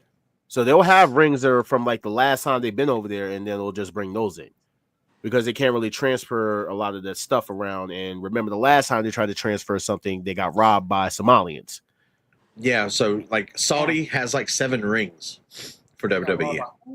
Somalians, pirates. Oh, I'm the captain. Yeah, I'm the captain now. Okay. And that was legit. That was actually legit.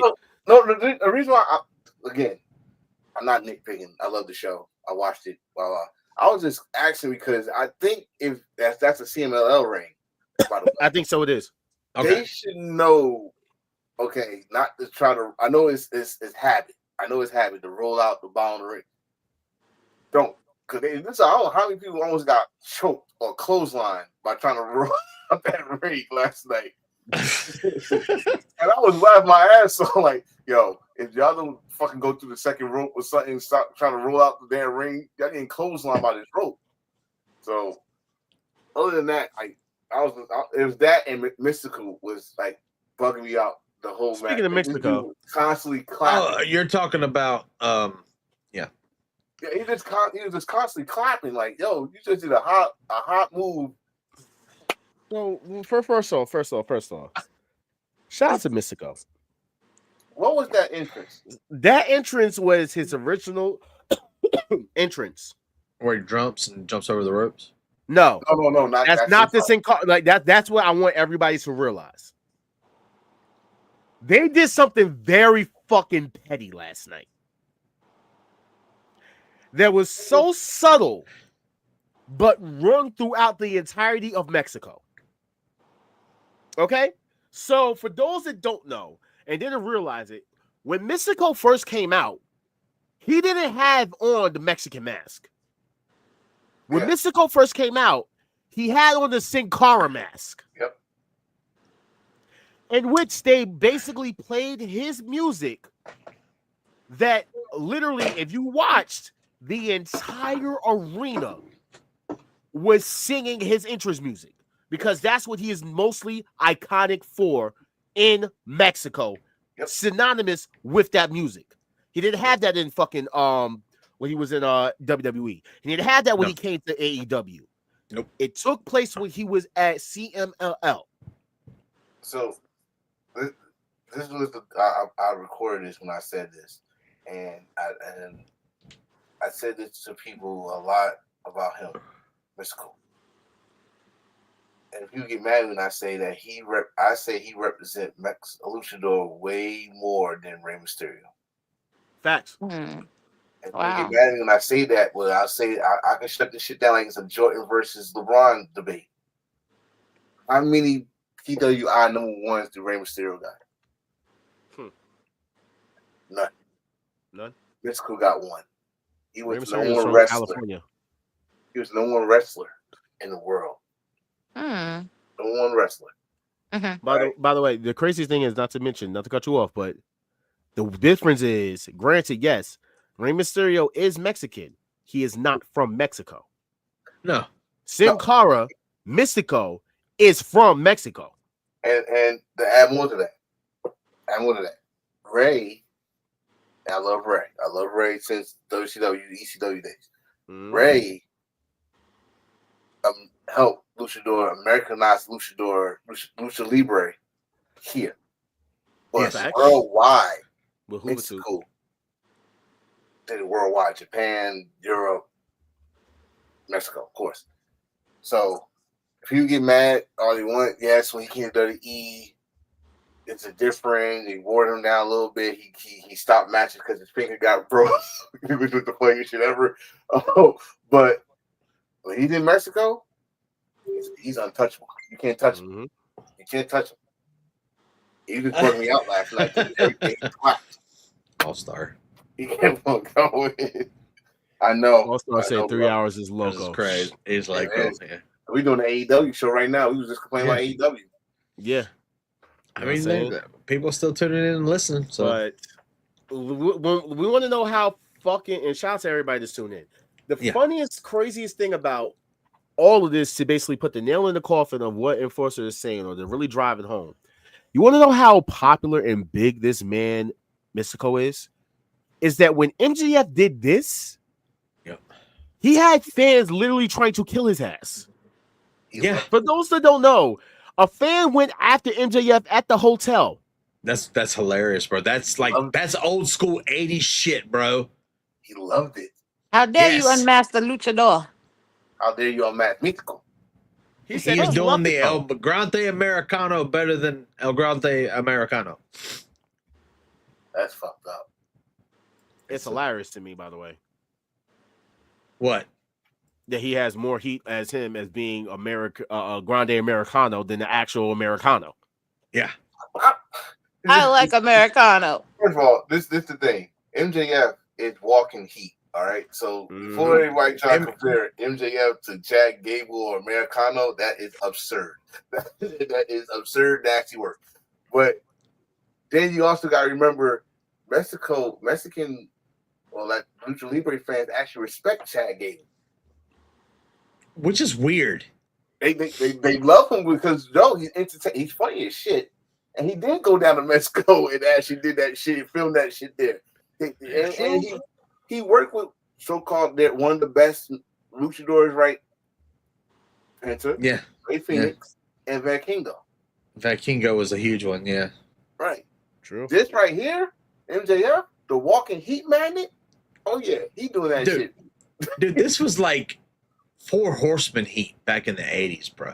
Where people try to stab your ass. Dusty Rhodes. Yes, this was huge heat, bro. It was awesome. So Mercedes, who came out looking so amazing. Oh, please. So she got Beast Mortis before this match. Bestiality. Why? How many belts is that? 6? Yeah. Yeah, she won her 6. She's not winning the AEW title. That's what I'm going to sit there and say. She's not winning the title. No, she's not winning. You know why? And then, Tony coming out there with the Mina surprise and then doing the sniffing as she was dressed up as Carmen Sandiego. That was hilarious. with Enforcer's favorite thing to say, no bra on. It was cold. It was cold in there. I'm telling you, it's cold. Now, a lot of people, then this is why I didn't say anything, because I'm like, I'm just going to wait until I can announce this. So a lot of people be like, why you got the titles and got the, well, boom, there you go. She will be facing La Catalina. And this is in June on the 20th. Mm-hmm. So that's this weekend. Mm-hmm. So she's staying in Mexico. Mm-hmm. Yeah. At Beast Mortis' house. Mm-hmm. Yeah. Yo, you gotta stop. At Beast Mortis. It's actually attorney at Raw. Hilarious. Attorney at Raw. It's a ranch, not a house. Like I said, attorney got at lots Raw. of cows, horses. It's a ranch. You got a CEO and a lawyer. And she's milking that cow. Trust me. Technically, I think that cow was milking in her. So I mean, there's a reason know. why we've been saying that she's gotten thick. Okay, because now we know why. She's been eating her beans and rice and literally been like tons of protein. I gotta wake up early tomorrow for work. It's a lot of protein. But yeah, I can't wait for this match. I don't know if I'm gonna be able to watch it, but it is what it is. I'm not rewatch because I can't watch it. So I see the highlights. AEW put the highlights on it. The ending, which was the match from Double or Nothing, except the Death Riders won this time. So I know we going through this, so I'm going to say shout out to Leo Rush, Ricochet. Mm-hmm. What's his name? Pinnacle. What was his name? What's the him? This guy. This guy. Hologram. And you want to talk about Mascara? Yeah, Dorado? and again, Okada don't jump. He falls. He don't jump. He fell on this dude, Mark Briscoe. He didn't jump. I still don't get why Don Collins. Whatever. I like how this happened at the end, but this shit. What's up with this shit though? Yeah. What we trying to do here? They're still building that story. They're still building that story for the stuff Swerve. that came out after. I did not notice that this was an actual thing in the audience, but they have the Holy Tony Khan. Yeah, it's funny. Ain't that the same? Mexico loves Tony Khan because he loves luchadors. Ain't that the same picture they did at Narcos? Probably. Never mind. I'm gonna get killed. I'm sorry. Yeah. I'm not saying shit. All I say is shout out to Holy Tony Khan. Certain places in Mexico love Tony Khan. Certain places love Shawn Michaels. So hey, y'all all love wrestling. Let's just say it. That's important. By the way, I love the stage. I think they should try to incorporate that stage somehow, some way. I think there was a sign in the crowd too. It said "All in Mexico." I think that needs to be a thing. It needs to be a thing. It definitely needs to be a thing. Listen, I'm not. I love it, but shit, come on now. Yeah, I can see. I can see it happening. I can see it happening. The funniest thing about this is this also came out. So for the last match, as we know, it wasn't supposed to include Claudio. It basically had Claudio in it, but then out of nowhere, Claudio got taken out, and we have Beast Mortos. And the reason is because Five reports Tony Khan personally went to the owner of CMLL, Salvador Lume III, and requested the Beast Mortos be allowed to wrestle for the first match in Arena Mexico in 14 years. This I did not know. They were happy to accommodate. Mortos previously had a falling out with CMLL that saw him leave on a short notice and appear for AAA only 3 days later. So I never knew that shit. I knew that he had an issue getting over to America under Black Taurus because AAA owned the name. But I never knew that they had that beef at all. That's what happens over there, bro. If you work with CMLL and you decide to go to AAA, you're dead. You're done. Yeah.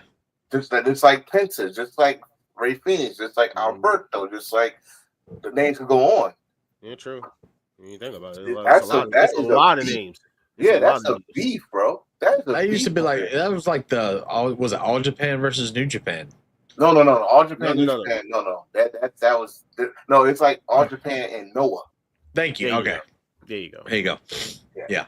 It's just beef. It's just big beef. It's like it's just like CMLL is there first. Mm-hmm. Right. Yeah. CMLL has been around for 90-something years. So So you got this new. Well, the guy who runs or owns AAA, they came from CMLL. So yeah. So the other thing to talk about was Will Ospreay said a personal note. I landed in Mexico this morning at 3 a.m. Once landed, I had a phone call that from my mom. I mean, my granddad passed away that morning. So prayers out to Will Ospreay for him to get that news, be devastated, and still be able to go out there and perform and entertain for the fans, bro. That man is definitely a treasure to wrestling. So our prayers are with him. And the last thing to basically just bring up is guess who was in the fucking crowd? Yeah, Daniel Bryan. He was there. He was scheduled to be there. Yeah. Apparently he might show up tonight, or if it hasn't already happened. But he was on Ring of Honor. This is the rare time I say fuck Bryan. Wow. Why? What did Brian do? I'm so sick. It's not really his fault, but I'm sick of this shit. It's not really his fault. But you got some type of power. I'm so sick of y'all fucking not using Shane Taylor Productions, and you gonna come out and do that little fucking damn cycle knee to Shane Taylor. I'm so tired. So you could have changed that, bro. Y'all need to fucking boost Shane for something. I don't know. Fuck Brian. I mean, listen, at one point they had him in the storyline, and then they took him out of the storyline. So I don't know what the fuck's going on. I don't know. I'm gonna talk to Shane again soon, hopefully. would ask if he can come on the show. I don't know. I think it was you or fucking Willis that sent me that video this morning. I was driving like, fuck. I sent it. I said, fuck. I couldn't type nothing because I was driving. Yeah, honestly, like I said, I want to hit him up and see if he can come on the show. Like, honestly, I have some questions to ask. Y'all still... Hey, guess what? Hater? We got still people tuning in. So how about that? And I'm going to put this picture up. Just to make you even more mad. Because this makes no sense, really. It makes 6 title belts is insane. Like, let's go. She is amazing. All right. So with that being said, the final thoughts, because I know we are tired. And listen, I just want to say shout out to everybody that stayed here for 3 hours. We did not drop viewership at all, bro. No, we didn't. Shout out to the statement. I ain't clipping shit. You clipping everything, damn it. Everything. Every damn blood clotting. But that I don't know, bro. I do not know. I gotta get up early in the morning. I do not know. Yeah, same here. I'm tired. Enforcer, your final thoughts. Right on with the same thing I said last week. Content creators, podcasters, keep doing what you're doing. 1 view, it means it's a victory. Your time will come. Get to work. Also, since he's not here, I'm gonna promote for you too, R-Star. My brother's gonna be in South Jersey performing. Go to his page to find out all the information. Show him some love, some good music. And for me, I will be on my way to the road to JobberSlam 5 Saturday. I'll be in Brooklyn. Come see your brother. Come see your brothers. We both gonna be there. When you in town? Other than that, yeah. Watch wrestling. Enjoy what you watch, and be positive. I'm done. I gotta go to bed. Night. Dan. Appreciate all you guys staying in here, listening to us for over 3 hours. Actually, it's like almost 3.5 hours. We appreciate you guys, and we appreciate you coming to the lives. And yeah, enjoy wrestling. Enjoy the content. We love making it.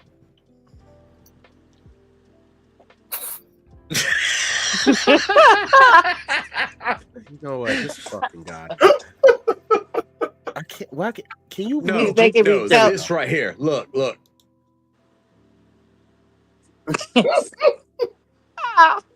gonna snap your neck like a fucking twig. All right. Sick out of this motherfucker. You know what I'm saying?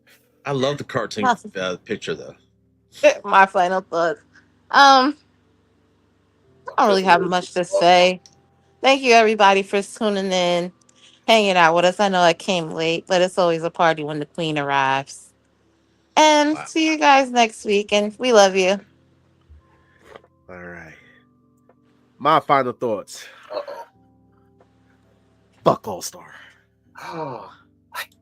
Fuck Dark Kent. Why? Don't worry about us being on after 11. We're not a gremlin. But if you feed us, you gotta feed us more. Ryback. I got more traps than Ryback. Oh, God. Okay? I came out here in a tank top to show off my muscles, to let it be known that I'm ready to crash out on anybody.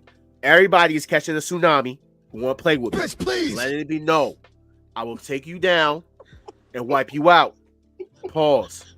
You will be obliterated from the tsunami or a power bomb, whichever one I feel like doing or a choke slam, or I might just hit you with a flying elbow. I really don't care. The fact that All-Star want to call me Yellow Hulk is hilarious. Really hilarious. Not a 5 minute final thought after a 3-hour show. Listen, do me a favor. Why are you here? Why are you here in the comment section when you could have been on the show? So with that being said, shout out to everybody. All-Star says he's not doing over an hour unless he's getting paid.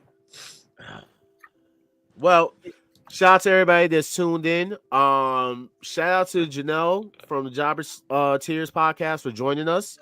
I cannot wait for JobberSlam. I cannot wait for our two sponsees, Myron Reed and Darius Carter, to kick some ass. You know, I can't wait to interview those guys. This is gonna be fun, man. Enforcer, I know you ready. I'm ready.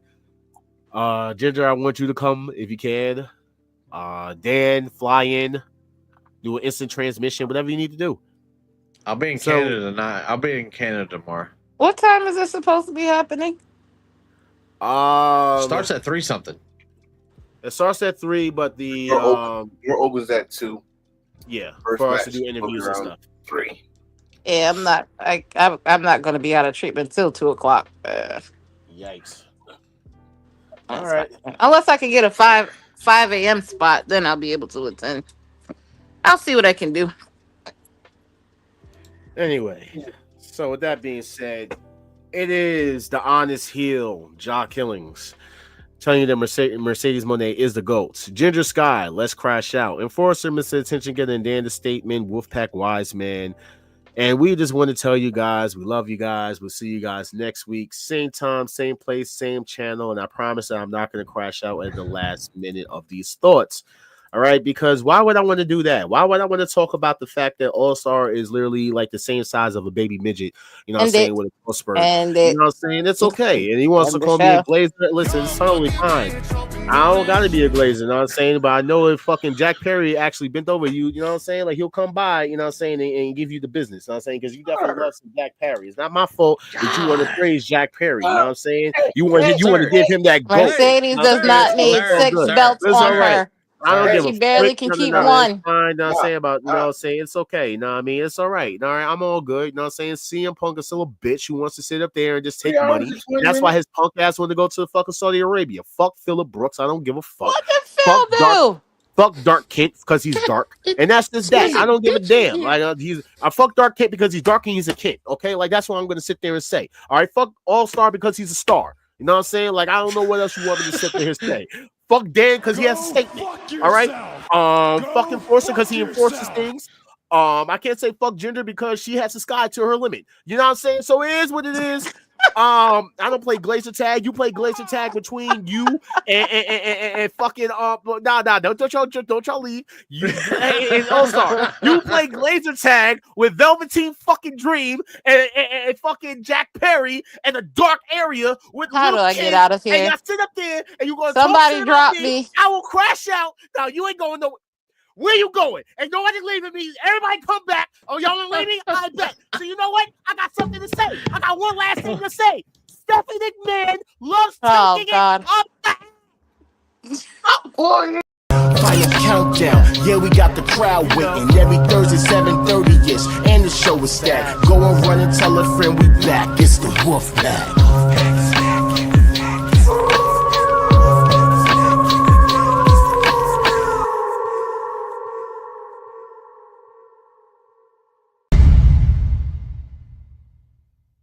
That shit's so fun.